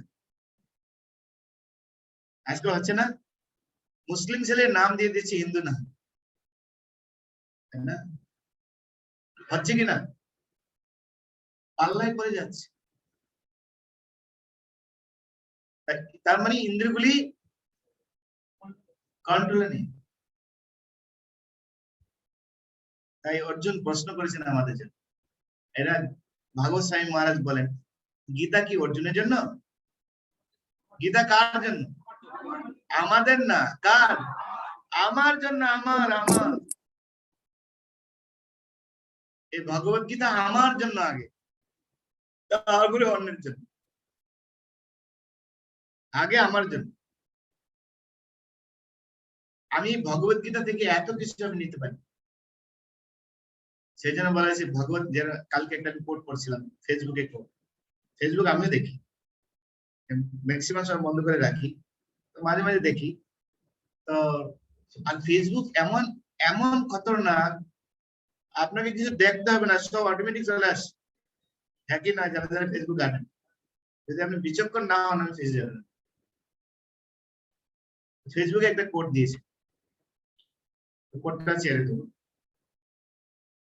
যেরকম যদি আপনি গীতা না পড়েন তাহলে আপনি মুসলিম না। সরি, যদি কোরআন না পড়েন তাহলে আপনি মুসলিম। যদি আপনি বাইবেল না পড়েন তাহলে আপনি খ্রিস্টান। যদি আপনি গীতা না পড়েন তাহলে আপনি মানুষই। এরকম একটা কোড পাঠিয়েছে, মানুষই।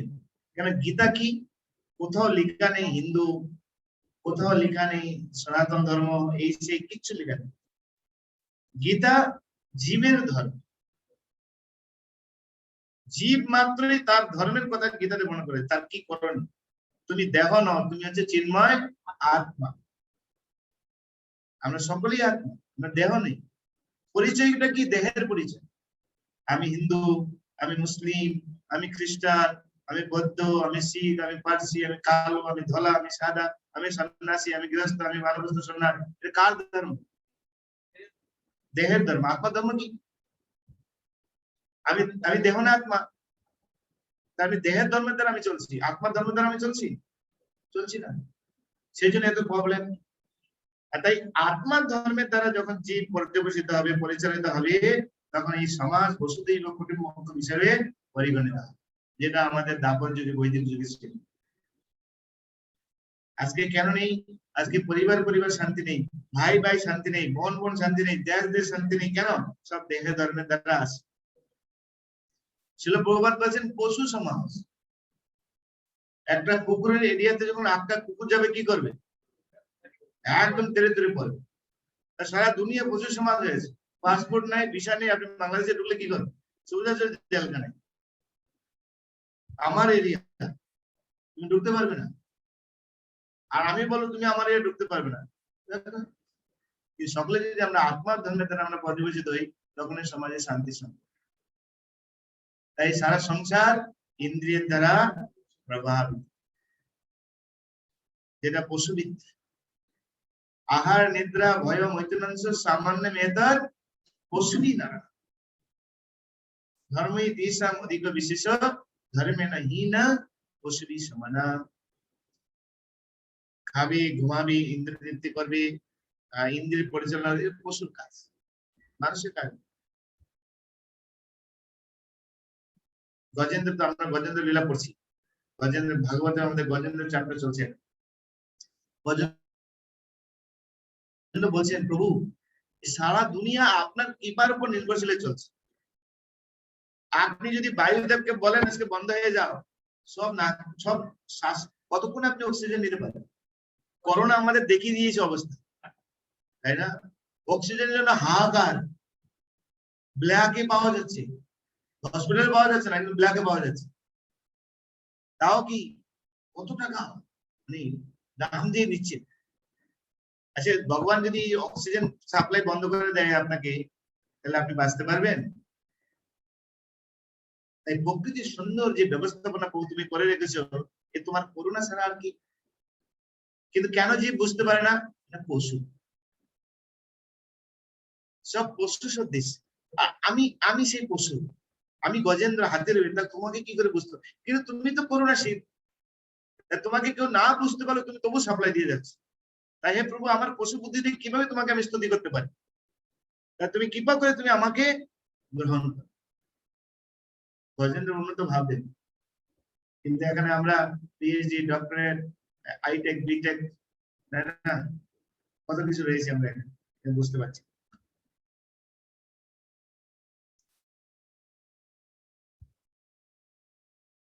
সেজন্য ছিল প্রভুপাদ কৃপা করে এই সংঘ তৈরি করেছেন, সোসাইটি তৈরি করেছেন, যাতে আমরা সাধু সঙ্গ করে গীতা ভাগবত ছিল প্রভুপাদ আছে ভগবানের কৃপা আমাদের কাছে।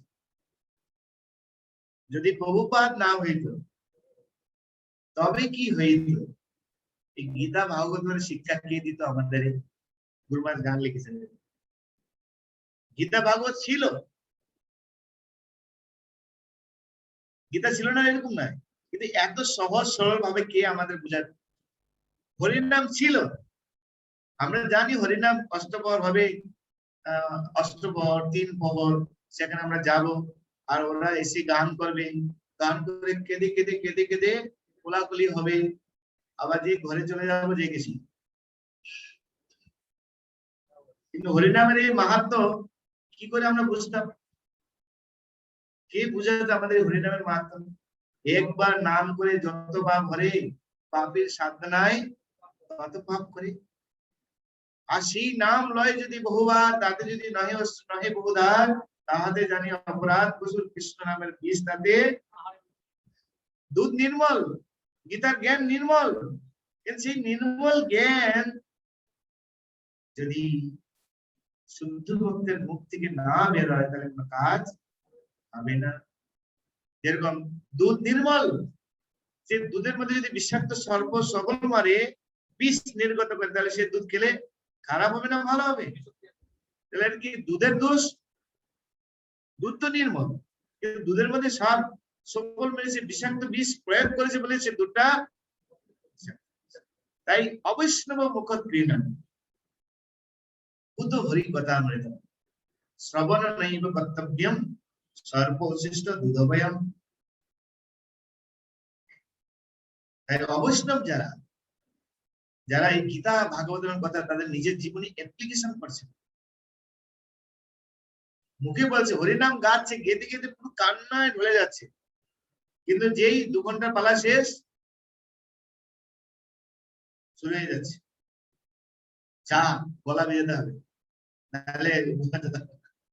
কিন্তু আপনি যান মায়াপুর কীর্তন মেলাতে ঘন্টার পর ঘন্টা ভক্ত, আর কিছু কিছু ভক্ত আছে সকালবেলা ঢুকে আর বেরোয় কখন? রাত 10টার সময়। কেন? ওখানে 3 বেলা খাওয়ার ব্যবস্থা আছে, বেরোতে হবে না, জলের ব্যবস্থা সবকিছু, বাথরুম যেমন পিছনে গিয়ে ওখানে বাথরুমের ব্যবস্থা করা আছে। সকাল থেকে রাত পর্যন্ত কিছু কিছু ভক্ত আছে থাকে, আমরা দেখি কি রোষ পাচ্ছে এখানে, না টাকা দিচ্ছে, না পয়সা দিচ্ছে, না কিছু করছে, না প্রফেশনাল কোনো কেউ কীর্তন নিয়ে আছে।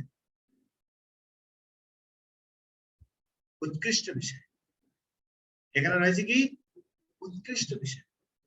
সেই জন্য আর অন্য কোনো বস্তুর প্রতি, সেই জন্য প্রত্যেকটা ইন্দ্রিয়কে আমাদেরকে যথার্থ ভাবে কাজে লাগাতে হবে। যদি ইন্দ্রিয়গুলিকে আমরা কাজে না লাগাই তাহলে অন্য বিষয়ে ধাবিত হবে। সেই জন্য আমাদেরকে অভ্যাস করাটা। আমরা দেখি অনেক বাবা মা খুব কষ্টের কথা বলে আমাদের কাছে, কান্না করে, হাজবেন্ড ওয়াইফ এসে কান্না করে, ছেলেটাকে আমি কিছুতেই করতে পারছি না, আমার কথা শুনছে, কিছুতেই তাকে আমরা এইদিকে নিয়ে আসতে পারছি। মেয়েরা ম্যাক্সিমাম মেয়েরা কথা শুনে, আমরা দেখেছি মেয়েরা খুব লক্ষ্মী মেয়ে, ছেলেরা আমি প্রবলেম। মেয়েরা অনেক মেয়েরা মানে ভক্ত হয়ে যায়, এটা ভগবান আশীর্বাদ দিয়েছেন, আর ব্যাসদেব আশীর্বাদ দিয়েছেন, কলিযুগে মহিলারা এগিয়ে যাবে আধ্যাত্মিক পথে বেশি, এটা পুরাণের কথা। আমরা দেখি মহিলারা যে কোনো জায়গাতে মহিলারা সবচেয়ে বেশি থাকে।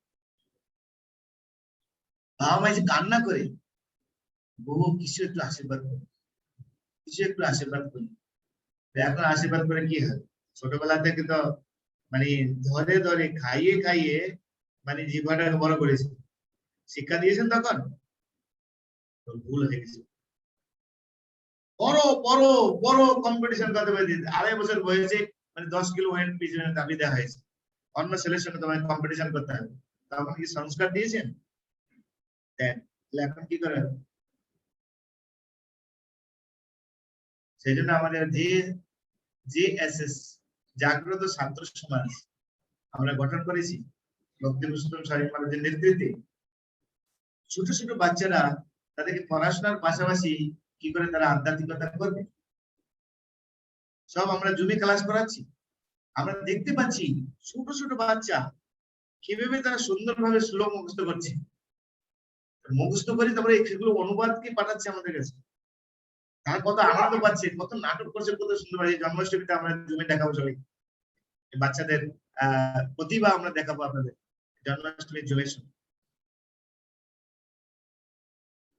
তাই অভ্যাস করান, এই যে ক্লাস আলোচনা আছে, এই ক্লাসে বাচ্চারা কিছু বুঝতে পারবে না, তাদের জন্য আমরা ছাত্র সমাজে গঠন করেছি জুমের মাধ্যমে। JSS গার্লস বয়েজ আমরা শুরু করেছি। আমার কাছে আইডি নিন, সেই আইডিতে আপনি ঢুকিয়ে দেন, বা আমাদেরকে আইডি পাঠাবেন আপনার বাচ্চার জন্য। যারা বড় মেয়েরা আছে তাদের জন্য আমরা গার্লস গ্রুপ তৈরি করেছি, জুমের মাধ্যমে আমাদের ক্লাস চলছে। তারপরে আরেকটু যারা বড় তাদেরকে নিয়ে আমরা আমাদের ললিতা গ্রুপ রয়েছে। এরকম বিভিন্ন রকম ভাবে ছেলে মেয়েদেরকে যদি আমরা শিক্ষা না দিই তাহলে তার ইন্দ্রিয়গুলি বিচলিত হবে, ভুলে যান। তা আপনার কথা শুনবে যখন 16 বছর বয়স, 16 বছর না, এখন আমরা দেখতে পাচ্ছি 12-13 বছরেই ছেলে মেয়েরা পাকা হয়ে যাচ্ছে। এখন সব ডিজিটাল বাচ্চা, মা বাবা ডিজিটাল, বাচ্চারা ডিজিটাল হবে। ছোটবেলায় মা বাবা কি করছে আমরা দেখতে পাচ্ছি, যে বাচ্চাকে কি করছে, হাতে মোবাইল দিয়ে রেখেছে, বাচ্চা হাতে মোবাইল নিয়ে শুরু করে দিচ্ছে, চুপ। মা বাবা দেখছে, হ্যাঁ সারাদিন কাজকর্ম করতে হবে আমার কাজগুলি না। এর ফলে কি হচ্ছে, বাচ্চার ব্রেইন পুরো ওর মধ্যে ঢুকে যাচ্ছে, তার মানসিকতা বাড়ছে না, তার ব্রেন বাড়ছে না, ওর মধ্যে সীমাবদ্ধ। সাইকিয়াট্রিস্ট, ডক্টর, শিশু বিশেষজ্ঞরা চিন্তিত। সেই জন্য তারা ফেসবুকের মাধ্যমে বিভিন্ন রকম ভাবে মা বাবার কাছে হাত জোর করে রিকোয়েস্ট করছে, ঠিক বাচ্চাদেরকে মোবাইল আপনি দেবেন না। কিন্তু আমরা নিজেদের স্বার্থের জন্য বাচ্চাদেরকে এভাবে নষ্ট করছি। কে নষ্ট করছে? মা বাবা নষ্ট করছে। বাচ্চাদেরকে দোষ। মায়াপুরে গেলে দেখা যায় অনেক সময় বাচ্চাকে বসে প্রণাম কর, প্রণাম কর, নিজে দাঁড়িয়ে আছে। বাচ্চারা কি করে প্রণাম করে? তুমি প্রণাম করো আগে, একই নয়, মা প্রণাম করছে, বাচ্চা প্রণাম করছে, আগে বলতে হবে না। মা বাবা হচ্ছে প্রথম গুরু। মা বাবা যদি যেটা করবে বাচ্চারা সেটা শিখবে। সুতরাং আপনার দায়িত্ব, আপনি যদি ভালো না বোঝেন সন্তানের, কে আপনার ভালো বুঝবে? এখন কোনটা ভালো কোনটা মন্দ কি করে আমি বুঝবো? সেটাই জন্যই সাধু সঙ্গ, তার জন্যই ভক্ত সঙ্গ, তার জন্যই গীতা ভালো। অর্জুনের ভালো বুঝতে পেরেছিলেন, আমি যুদ্ধ করবো না, তুমি যতই আমাকে বলো না কেন আমি যুদ্ধ করবো। অর্জুন ধনুর্বাণ ত্যাগ করেছেন, ওনারা ভালো বুঝতে পেরেছিল। কিন্তু যখন ভগবত গীতা অর্জুনকে দান করলেন, আমি যা ভেবেছিলাম এটা গলত ধারণা, নষ্ট মোহ। তোমার এই গীতা শ্রবণ করে আমার মোহ দূর হয়ে গেছে প্রভু, স্মৃতি লব্ধ, আমার স্মৃতি ফিরে এসছে, আমার স্মৃতি ফিরে এসছে। কি করণীয় আমার, আমি এখন বুঝতে পারছি।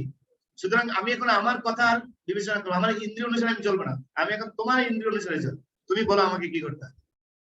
মারো, যাও যুদ্ধ করো, অস্ত্র নাও, হ্যাঁ অস্ত্র নিয়েছি, মারো গুরুকে, মেরেছি। তখন আপনার সেই পজিশনে, তার মানে আপনি গীতার স্টুডেন্ট। যখন আপনি কৃষ্ণের আদেশ, ভগবত গীতার আদেশ যখন আপনি আপনার জীবনে প্রয়োগ করবেন, সন্তানকে প্রয়োগ করবেন, তার মানে আপনি গীতা শিখেছেন। মুখে বললে হবে না, ভগবত গীতা সে প্র্যাকটিক্যাল অ্যাপ্লিকেশন। সবকিছু মুখে বললে আর মনে নিলে হবে না, আপনাকে কাজ করে দেখাতে হবে। তা নাহলে আপনি শিখেছেন কোনো বস্তু, প্র্যাকটিক্যাল অ্যাপ্লিকেশন করতে হবে। আমাদের মেয়েদের বলে, তুমি রান্না জানো? বলে হ্যাঁ জানি। শুক্তো কি করে রান্না করে বল? শুক্তো আর পায়েস যদি তুমি রান্না করতে পারো তাহলে তার মধ্যে পাকা রাঁধুনি। আজকে পায়েসে বেশি চাল পরে গিয়েছে, অরিজিনাল পায়েস হলো না। একটু ভুলে গেলেই অন্যরকম। বেশি যদি আপনি সিদ্ধ করেন তাহলে পুরো মানে চালটা একটু গলে গেলে আর টেস্ট পাবেন না। আবার যদি কাঁচা অবস্থায় যদি মিশ্রি দেন তাহলে চালটা শক্ত থাকবে। তো আমরা জানলে হবে না, প্র্যাকটিক্যাল অ্যাপ্লিকেশন চাই। আর প্র্যাকটিক্যাল অ্যাপ্লিকেশন করতে করতে করতে করতে করতে করতে আপনি একদিন পাকা রাঁধুনি হবেন। গাইতে গাইতে গাইতে গাইতে একদিন গায়ক হবেন। তাই এই কথা শুনতে শুনতে শুনতে শুনতে আপনি একদিন আদর্শ ভক্ত, কৃষ্ণ ভক্ত আপনি হবেন। তাই বুঝে বা না বুঝে কেউ শুনিতে শুনিতে হয় তার হিত। শ্রবণ করুন। কোথায় শ্রবণ করবেন? ভক্ত সঙ্গে, একা একা, একা একা ভুলও বুঝতে পারবেন। আপনার নিজের মত, কারণ ইন্দ্রগুলি, আপনার মন তো আপনার হাতে নেই, মন মনের কাছে, আপনার হাতে মন নেই। মন যেটা চায় সেটা আমরা অনেক সময় করি। ইন্দ্রগুলি দ্বারা আমরা বশীভূত, ইন্দ্রগুলি আমার বুদ্ধির দ্বারা বশীভূত নয়। সেজন্য একে একে গীতা পড়তে গেলে ঠকবে না, অনেক সময় ঠকবে না। যদি আপনার, হ্যাঁ আপনি যদি বিচক্ষণ হন, আপনি যদি উন্নত ভক্ত হন, তাহলে আপনি করতে পারেন। ভক্ত সঙ্গে পড়লে সেটা যাহা আপনার ভাগবত বৈষ্ণবের স্থানে একান্ত আশ্রয় করো চৈতন্য চরণে, চৈতন্যের ভক্তের নিত্য করো সঙ্গ, তবেই জানিবে সিদ্ধান্ত। এই ভাগবতের সিদ্ধান্ত, গীতার সিদ্ধান্ত আমরা ভক্তের কাছ থেকে জানতে পারবো, অন্যের কাছ থেকে জানতে পারবো। গীতা কোন মঠে পড়ে না বলুন? কে গীতা পড়ে না বলুন? ইউটিউবে যান আপনি, রামকৃষ্ণ মিশন থেকে শুরু করে, সারদা আশ্রম থেকে শুরু করে সব জায়গায় গীতা পড়ে। কিন্তু গীতার যে সিম্পল জিনিস, গীতার যে মূল ভাবনা, সারেন্ডার, কোথায় আছে? সর্বধর্মান পরিত্যাজ্য মামেকং শরণং ব্রজ কে করছে? গীতাতে সবাই করছে। শিল প্রভুপাদ যখন আমেরিকা গিয়েছেন বা সাংবাদিকরা প্রশ্ন করেছেন এত গীতা আছে কেন আপনি আবার গীতা রচনা করেছেন? শিল প্রভুপাদ ডাইরেক্টলি বলছেন গীতা বাজারে প্রচুর আছে, কিন্তু ভগবান কৃষ্ণের যে উদ্দেশ্য ভগবত গীতার এবং অর্জুন যেভাবে গ্রহণ করেছেন সেইভাবে কেউ গীতাকে বিশ্বাস করে। ভক্তি সিদ্ধান্ত ঠাকুরের গীতা আছে, আপনার দাঁত নষ্ট হয়ে যাবে গীতা বুঝতে গেলে, এত সাধু ভাষা আপনি বুঝতেই পারবেন। পরে যান, পড়তে যান আপনি। বলদেব বিদ্যাভূষণ টিকা আছে, আপনি ওর ভিতর থেকে রহস্য বের করতে পেলে আপনার ব্রেন নষ্ট হয়ে যায়, এত এত ভাষা, টিপিক্যাল ভাষা। সেই যুগ আমাদের নেই, এখন তো আবার আকার অস্বীকার উঠে যাচ্ছে। আর দিদির কি বলে তো পাস ফেল তো উঠেই গিয়েছে, দিদির কি এখন পাস ফেল উঠে গেছে। কালকে দেখলাম পেপারে যে নাম সই করতে পারে না, মাধ্যমিক পাস। ঠিক আছে, সার্টিফিকেট চলে এসেছে ঘরের মধ্যে, নাম লিখতে পারে না, মাধ্যমিক পাস। তারপরে এবার যে উচ্চ মাধ্যমিকের রেজাল্ট, এই নিয়ে কত আন্দোলন হলো। ভালো স্টুডেন্ট মার্ক কম, খারাপ student high mark, star mark, যে জীবনে কোনোদিন স্কুল কলেজে যায়নি। দিদির কৃপা, তাই না?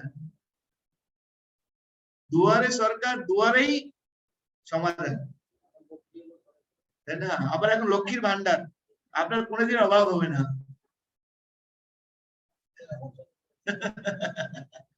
একজন লিখছেন যে 500 টাকা দিয়ে কত লক্ষে টাকা দেওয়া আছে, যদি 30,000 যুবককে কত লক্ষ যুবককে চাকরি দেওয়া যেত, 2,80,000 লোককে চাকরি দেওয়া যেত, তাহলে তার মাধ্যমে কত লোক মানে স্ট্যাটিস্টিক দিয়েছে, কত ফ্যামিলি, কত জনসংখ্যা বাঁচত, সেটা একটা স্ট্যাটিস্টিক দেখানো হয়েছে। কিন্তু চাকরি নেই, কিন্তু দুয়ারে সরকার আর লক্ষ্মীর ভান্ডার, বিনাশ কালে বিপরীত বুদ্ধি। পাস ফেল উঠে গিয়েছে, মেধাবৃত্তি নির্ণয় কি করে হবে? মেধাবৃত্তি হবে তাই যে ভোট দিবে তাই মেধাবৃত্তি, কিছু করতে হবে না, যেই সরকার আসুক সেই করবে, এটাই কলিযুগ। এখন যেরকম বলছেন যে আগে যেরকম অন্য পার্টি ছিল, সবাই অতিষ্ঠ হয়ে গেছে, তা আমরা নিয়ে এসেছি, এখন সবাই অতিষ্ঠ হয়ে যাচ্ছে, কিছু বলতে পারে, বললেই বিপদ, টিকা পাবে না। মেশিন আপনি আসবেই না, আপনার যারা সব জায়গায় বেশি বেশি টিকা দেওয়া হচ্ছে। যে সরকার আপনি ভাবছেন বিজেপিকে নিয়ে আসবেন, বিজেপি আসলে সে একই কাজ করবে, এটাই কলিযুগ।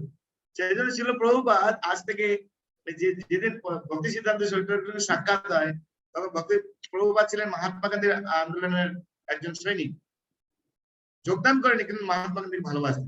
ভক্তি সিদ্ধান্ত সরকার কে আপনার এখন কৃষ্ণের কথা শুনবে? আগে আমাদের দেশ ব্রিটিশ থেকে স্বাধীন করি, তারপরে তো আপনার হরিকথা কেউ শুনবে। বলে কৃষ্ণ ভাবনামৃত কোন রাজা বা রাজনীতির উপর নির্ভরশীল না। আজকে ব্রিটিশ শাসন আসবে, আজকে এক সমস্যা, কালকে যে আসবে সেটা আরেকটা সমস্যা তৈরি হবে, সেই রাজাকে হারিয়ে যে আসবে সেটা আরেকটা সমস্যা থেকে তুমি এখান থেকে মুক্ত হতে পারো। সমস্যার সমাধান, মেটেরিয়াল প্রবলেম, স্পিরিচুয়াল সলিউশন। জাগতিক সমস্যা, তার সমাজ হচ্ছে আধ্যাত্মিকতা। তাই আধ্যাত্মিকতার মাধ্যমেই এই সমাজের সমস্যার যে সমাধান আমরা করতে পারি, দ্বিতীয় কোনো রাস্তা নেই। তোমরা রাষ্ট্রসংঘ তৈরি করছো সারা পৃথিবীকে একত্রিত করার জন্য, একত্রিত করতে পারছো? করতে পারবে। কেন? যে বসুধৈব কুটুম্বকম যে নীতি, সেই নীতি থেকে তো আমরা দূরে চলে গেছি। কি করে সারা দুনিয়াকে একত্রিত করেছে? ছিল প্রভুপাদ কত সুন্দর দূরদর্শিতা দিয়ে তিনি আমাদেরকে নলেজ দিয়েছেন। কে শুনে? বিনাশকালে বিপরীত বুদ্ধি। বুঝতে পারছেন?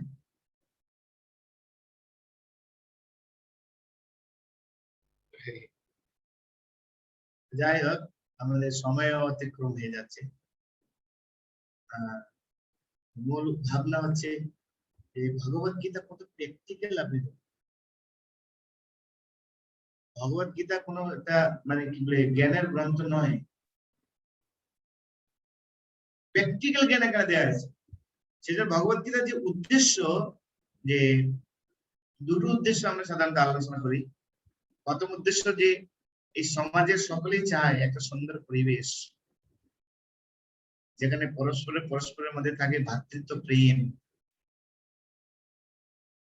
দেশ দেশ, সমাজ সমাজ, জাতি জাতি কোনো বিভেদ থাকবে না, হিন্দু মুসলিম ভাই ভাই, এই যে একটা স্লোগান ছিল এখন আর নেই সেগুলো। সকলে আমরা ভাই ভাই থাকবো। যেরকম বিবেকানন্দ যখন আমেরিকা গিয়েছেন, আমার ভাই ও বোনেরা, সকলে হাত তালি দিতে শুরু করলো। কিন্তু যদি ভাই আর বোনেরা হয়, তাহলে বাবাকে কিন্তু বলেনি, কাজ হলো কিছু কিছু কাজ হলো। কিন্তু শিল প্রভুপাদ আমেরিকাতে গিয়ে, আরে আমরা ভাই, যদি আমরা সবাই ভাই বোন হই, তাহলে বাবা তো একজন আছেন আমাদের। বাবা যদি তুমি কেন্দ্র না করো, তাহলে ভাই বোন তুমি কি করে ঝগড়া করবে তো মনে করো। তাই সেই বাবা হচ্ছেন কৃষ্ণ। তাই কৃষ্ণকে গ্রহণ করতে শুরু করার লোক তখন একত্রিত হতে থাকলো, ইউনাইটেড নেশন। সেটাই ইউনাইটেড নেশন। শিল প্রভুপাদ সেই পন্থা আমাদেরকে দিয়েছে, সেই নীতি শিল প্রভুপাদ আমাদেরকে দিয়েছে। এখন এই ভগবত গীতা সেই নীতি আমাদের শিক্ষা দিচ্ছে। সুন্দর কি, এখন সেই নীতি যদি আমরা অবলম্বন না করি, তাহলে কি করে আমরা জগতে সুখী হতে পারি? কখনো সুখী হতে পারবো না। সেই জন্য আমাদেরকে এইসব তথ্য অনুধাবন করতে হবে। গীতা কত প্র্যাকটিক্যাল নলেজ আমাদের দিয়েছে, কত ব্যবহারিক, মানব সমাজকে সুখী এবং সুন্দর করার জন্য। সেটা ভগবত গীতার উদ্দেশ্যটা আমরা দুটি বলি। সবাই চাই আমরা একটা সুন্দর পরিবেশ, সেখানে হিংসা, হিন্দু মুসলিম বিদ্বেষ, জাতি জাতি প্রভেদ, তারা উচ্চ জাতি নিচু জাতির মধ্যে ঝগড়া, তাই না, এইসব কোনো কিছু থাকবে না। একটা আলাদা পরিবেশ তৈরি হবে। তো এই জন্য আমরা কি করি, স্কুল কলেজ বিশ্ববিদ্যালয় কত কিছু খুলেছি মানুষকে জ্ঞান প্রদান করে দেন। হচ্ছে কি, কত ইউনিভার্সিটি খুলেছি আমরা, আইআইটি, তাই আইআইএম, এনআইটি, কত কিছু ইউনিভার্সিটি আমরা তৈরি করি। কিন্তু হচ্ছে কি, কেন হচ্ছে না? কিন্তু রিয়েল জ্ঞান সমাজে নেই।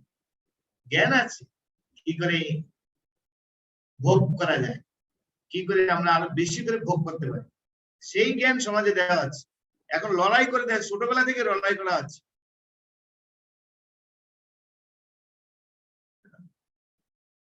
মা বাবারা আমাদের শিখাচ্ছেন, হ্যাঁ তোকে দিলাম, সাবধান, কারোর সঙ্গে এসব খাবে না, তুমি একা একা খাবে।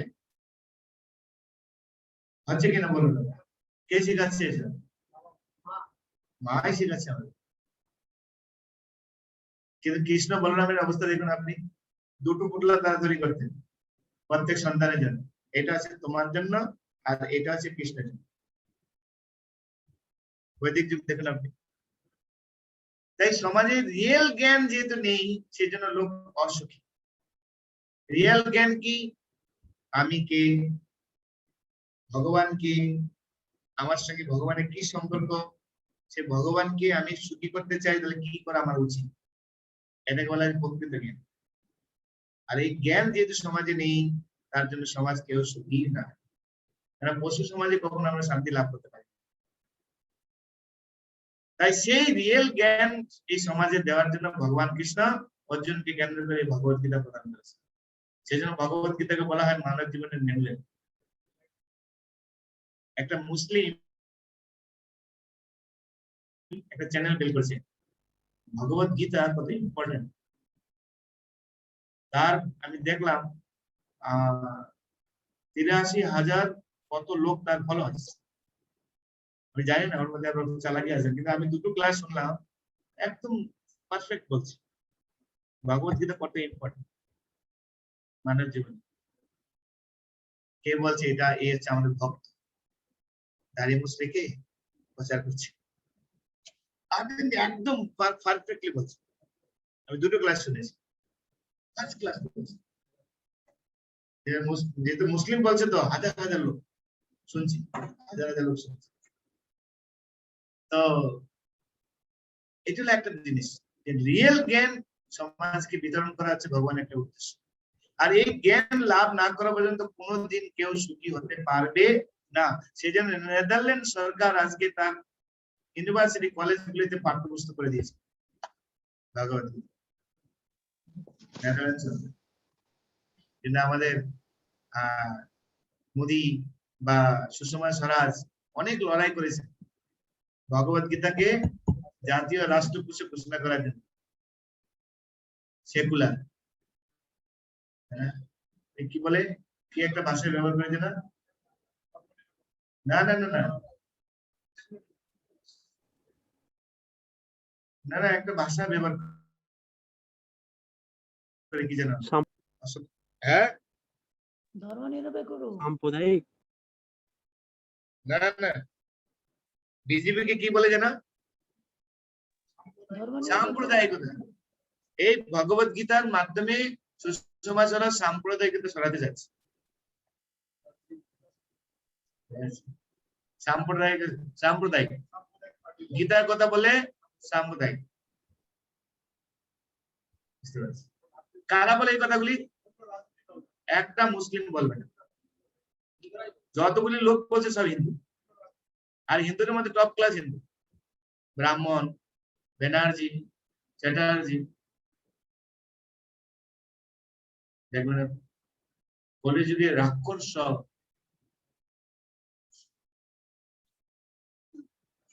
কলিযুগে রাক্ষস সব ব্রাহ্মণের গৃহে সেটাই জন্মিবেন, সুজনের হিংসা করিবার। পুরাণের কথা, ভাগবতের কথা। দেখুন আপনি,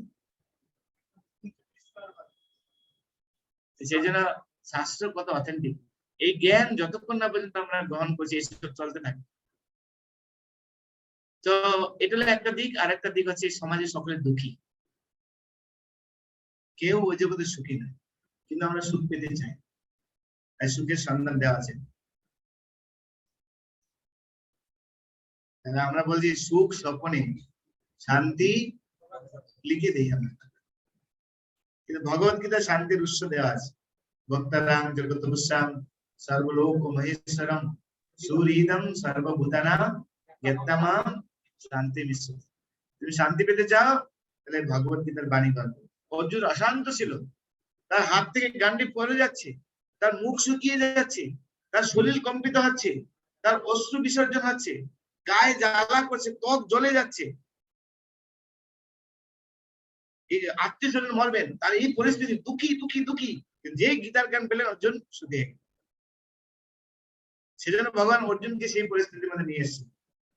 তাই আমরা যদি সত্যি সুখী হতে চাই, সত্যি যদি সমাজকে হ্যাপি করতে চাই, তাহলে শিল প্রভুপাদ এই গীতার বাণী প্রচার করে সারা সংসারকে দেখিয়ে গেছেন। এই হিপ্পিদেরকে হ্যাপি বানিয়ে দেখিয়ে গেছেন যে সত্যি যদি তুমি সুখী হতে চাও, তাহলে হিপ্পিরা যদি হ্যাপি হতে পারে, তাহলে তোমরা কেন হবে? তোমরা তো হিপ্পিদের মতো জীবনযাপন করনি, তাহলে তুমি কেন হতে পারবে না? বিনাশ কালে বিপরীত বুদ্ধি, আর কিছু একটা বই আছে লেখা, বিনাশ কালে বিপরীত বুদ্ধি। নারীদেরকে সম্মান করা হবে, তাদেরকে যত্ন নেওয়া হবে, তাদেরকে সুরক্ষা প্রদান করা হবে, তাদেরকে সম্মান করা হবে, সেই পরিবর্তে নারীদেরকে বাজারে ছেড়ে দেওয়া হয়েছে। শপিং মলে যাও না, দোকানে যাও না, টিকিট কাউন্টারে যাও না, সব জায়গাতে এখন নারীকে সবর্দল করে রেখে দেওয়া আছে। সেই জন্য এটা তাদের ভ্রম। রামকৃষ্ণ মিশনের একজন মহারাজকে একজন সাংবাদিক প্রশ্ন করেছেন, মহারাজ কেন আমরা বিবেকানন্দ পাচ্ছি না, আর কেন বিবেকানন্দ পাচ্ছি না, আর কেন রামকৃষ্ণ দেব আসছেন না, মহাত্মা কেন আমরা দেখতে পাচ্ছি না? আরে বাবা, তুমি কি করে দেখবে, কি করে দেখবে? তো মহারাজ উদাহরণ দিচ্ছেন, বড় বড় প্লেন আছে যেগুলো আমাদের কলকাতায় নামতে পারে না। আমেরিকার থেকে যে সমস্ত এরোপ্লেন গুলি আসে, তারা কলকাতায় নামতে পারে না, তারা নামে বোম্বেতে। এমিরেটস, কাতার এয়ারলাইন্স, এগুলো সব আমেরিকা যায়।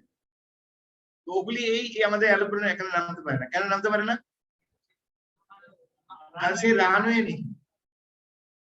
তো বড় বড় এরোপ্লেন নামার জন্য তার রানওয়ে দরকার। এই বড় বড় মহাত্মা আসার জন্য তার রানের দরকার কি? মা। এখন মা যদি সেরকম না হয় তাহলে মহাত্মারা আসবে কোথা থেকে? আপনি নেতাজির মায়ের কাহিনী দেখুন, নেতাজির মায়ের আপনি হিস্ট্রি দেখুন, একটা আনন্দবাজার পত্রিকাতে বেরিয়েছে। নেতাজি, সুভাষচন্দ্র বসু, ছিল প্রভুপাদের মাতৃদেবী পিতৃদেব দেখুন আপনি। বড় বড় ভারতবর্ষের যেসব মনীষীরা জন্মগ্রহণ করেছেন তাদের পিতামাতার অবস্থা দেখুন। ক্ষুদিরাম বসু থেকে শুরু করে আপনার মহারানা প্রতাপ থেকে শুরু করে আপনি তাদের মাতৃদের দেখুন, আপনি তাদের মায়েদের মানে দেখুন, তাদের দেশাত্মবোধ বা আধ্যাত্মিকতা দেখুন আপনি। সেই জন্য আমরা এত বড় সন্তান পেয়েছি। বিনাশকালে বিপরীত বুদ্ধি। নারী স্বাধীনতার নাম করে নারীদেরকে বাজারে সংগঠন করে দেখা যায়। কি হচ্ছে আজকে দেখুন আপনি, শপিং মল থেকে শুরু করে কি হচ্ছে দেখুন আপনি। ঘর ভেঙে যাচ্ছে, লোকে পরিবার ভেঙে যাচ্ছে, সমাজ ব্যবস্থাটাই ভেঙে যাচ্ছে। নারীরা হচ্ছেন শক্তি।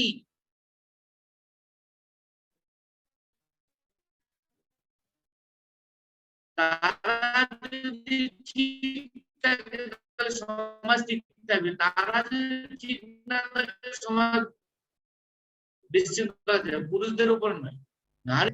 যদি এই সমস্ত লোকদেরকে আমি মেরে ফেলি, ছেলে মেয়েদের শিক্ষা দেওয়ার আর কেউ থাকবে। তারপরে তারা নিজের মতো তারা জীবনযাপন করতে হবে।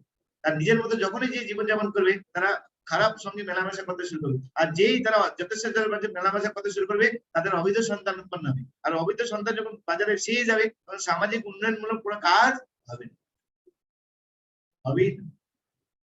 এই যে ছিনতাই, চোর, চুরি, ডাকাতি কারা করে? ভদ্র সমাজের লোকের করে। দেখেছেন কখন? বস্তি বিভিন্ন জায়গা যেখানে তারা উদ্বাস হয়ে বসে আছে, এই ধরনের লোকের বেশি করে। সংস্কার নেই তার। যার মধ্যে সংস্কার আছে সে কম করতে পারবে না। হিন্দুদের সংস্কার আছে বলে অনেক কিছু চুপচাপ সহ্য করছে। আর মুসলমানরা দেখুন একটাই নীতি, ইসলাম ছাড়া দুনিয়ায় কিছু নেই। ইসলামকে মানে না সে কাফের। হিন্দুদের বলতে শিখেছেন কখনো? শুনেছেন আপনি? এই বিনাশকালে বিপরীত বুদ্ধি। আজকে একটা ভিডিও লঞ্চ হয়েছে, সেই ভোলেনাথের জল নিয়ে যাচ্ছেন, তারা একসঙ্গে অনেক লোক গাছের মধ্যে পিটাচ্ছেন, আর মহরমের লাঠি ডান্ডা খেলা হচ্ছে। পুলিশ থামাতে গিয়েছেন, পুলিশের গাড়ি ভাঙচুর করে দিয়েছে, আর পুলিশ এদেরকে পিটাচ্ছে আর ওদের দ্বারা পিটা খাচ্ছে। দুটো চিত্র পাশাপাশি দিয়েছে। এক জায়গায় জল নিয়ে যাচ্ছে, ভোলেনাথের জল, আর তারা একসঙ্গে অনেক লোক আছে, পুলিশ প্রচুর পিটাচ্ছে, আর দর্শক হিন্দুরা দাঁড়িয়ে দাঁড়িয়ে সব দেখছে। আর যে মুসলিম ওখানে বলছে সবাই তেরে এসছে। সমাজ কোন দিকে যাচ্ছে আমরা? কেন? যারা এসব রাজ্য পরিচালনা করে তাদের ভগবত গীতার জ্ঞান, আধ্যাত্মিকতা নেই, ধর্ম জ্ঞান নেই, ধর্মের ভয়ই নেই। টিকে থাকতে পারলে না, তার জন্য যা করতে হয় করবে। কলিযুগ হবেই, কেউ আটকাতে পারবেন না। একটা মাত্র আটকাতে পারে যদি সবাই কৃষ্ণ ভক্তির শিক্ষা গ্রহণ করে। আর নাহলে রাজারা যদি আগেরকার দিনের রাজস্বী বলা হতো কেন? তারা রাজা এবং ঋষি। কেন? তারা আধ্যাত্মিক ভাবে তারা শিক্ষিত ছিলেন, কিভাবে সমাজকে নিরপেক্ষ ভাবে পালন করতে হয়। কিন্তু আধ্যাত্মিকতা নেই, ধর্মজ্ঞান নেই, তারা কি করে তারা জানে? কি করে রাজ্য পরিচালনা করবে? সেই জন্য কলিযুগে এসব চলতে থাকবে, কেউ রক্ষা করবে না, কেউ আমরা বাঁচতে পারি। একটাই সম্ভব, যদি এই কৃষ্ণ ভাবনায়িত আন্দোলনকে প্রসার এবং প্রসার করা যায়। হবে হয়তো একদিন, বিদেশগুলিতে হচ্ছে। বিদেশগুলিতে আজকে যেরকম কমনওয়েলথে প্রতি বছর আমাদের ইসকনের ভক্তদের নিয়ে বড় প্রোগ্রাম করা হয়। যত ওখানে রাজ্য পরিষদ সবাই আছেন, একদিন পুরো প্রোগ্রাম থাকে। তারা শিখছেন সেখানে। বিদেশের কলেজগুলি, বিশ্ববিদ্যালয়গুলি এবং স্কুল কলেজগুলিতে ভগবত গীতার এই শিক্ষা তারা রিসার্চ করে বের করেছেন। ভগবত গীতা যদি সমাজে প্রচলন করা যায় তাহলে সমাজ থেকে হিংসা, মারামারি সবকিছু আমরা তুলে দিতে পারি। শান্তি কি করে প্রতিষ্ঠা করা যায়? বলা হয়েছে আমেরিকা যেটা শুরু করে আর ভারতবর্ষে সেটা 100 বছর পরে কি শুরু না। এই কুকুরের লালন পালনটা ভারতবর্ষে ছিল কি? কুকুর আছে অস্পৃশ্য, কুকুর স্পর্শ করলে স্নান করতে আমাদের বৈদিক সংস্কৃতি অনুসারে, কিন্তু আমেরিকায় শুরু হয়েছিল, এখন সেটা ভারতবর্ষের প্রতি ঘরে ঘরে চলছে। এবার আমেরিকা যখন বলবে না না এটা ঠিক নেই, তখন আবার এটা বন্ধ হয়ে যাবে। কেননা আমরা ব্রিটিশদেরকে তাড়িয়ে আছি, দেশ থেকে ধরে আছি তাদের লেজটা। এক কবি গান গেয়েছে, যদিও ব্রিটিশদেরকে তাড়িয়ে আছি আমাদের দেশ থেকে ধরে আছি তাদের লেজটা। আমাদের সংস্কৃতি ছিল হিন্দু মুসলিম সকলেই, কিন্তু আমরা দেখছি ভারতবর্ষে আজ থেকে 100 বছর 150 বছর আগে সকলেই এই ধুতি পাঞ্জাবি পড়তেন, কিন্তু ব্রিটিশরা এসে আমাদেরকে প্যান্ট শার্ট শিখিয়েছে, তাই না? প্যান্ট শার্টটা কার পোশাক? ধরে আছি তাদের লেজ থাকে, তাই না? আমাদের সংস্কৃতি পিতাশ্রী, পিতাশ্রী, আর ব্রিটিশের সংস্কৃতি কি? ড্যাড, ড্যাড না ড্যাড, মম, মম, মম না মাম, মা। মা শব্দের মধ্যে কত মানে মানে কি প্রেম লুকিয়ে আছে এর মধ্যে। মম, মামের মধ্যে কি লুকিয়ে আছে?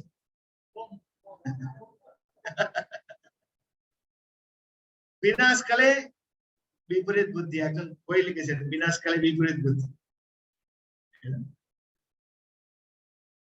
আগেকার দিনে কি হতো? মাথা নিচু করে পা ধরে বাবা মার প্রণাম নিত, এখন উপর থেকে। কেন? প্যান্ট তো বা এরকম ম্যাক্সিমাম এরকম। কেন? প্যান্ট তো, আরে আবার এমন প্যান্ট বেরিয়েছে এখন মানে সোজা করা যায় না, মানে বাঁকা করা যায় না।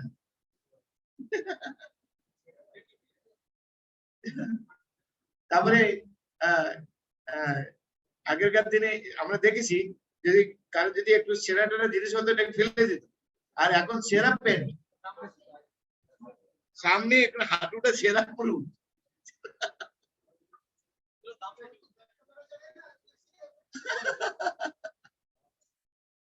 কোথায় যাচ্ছি আমরা চিন্তা করে দেখুন।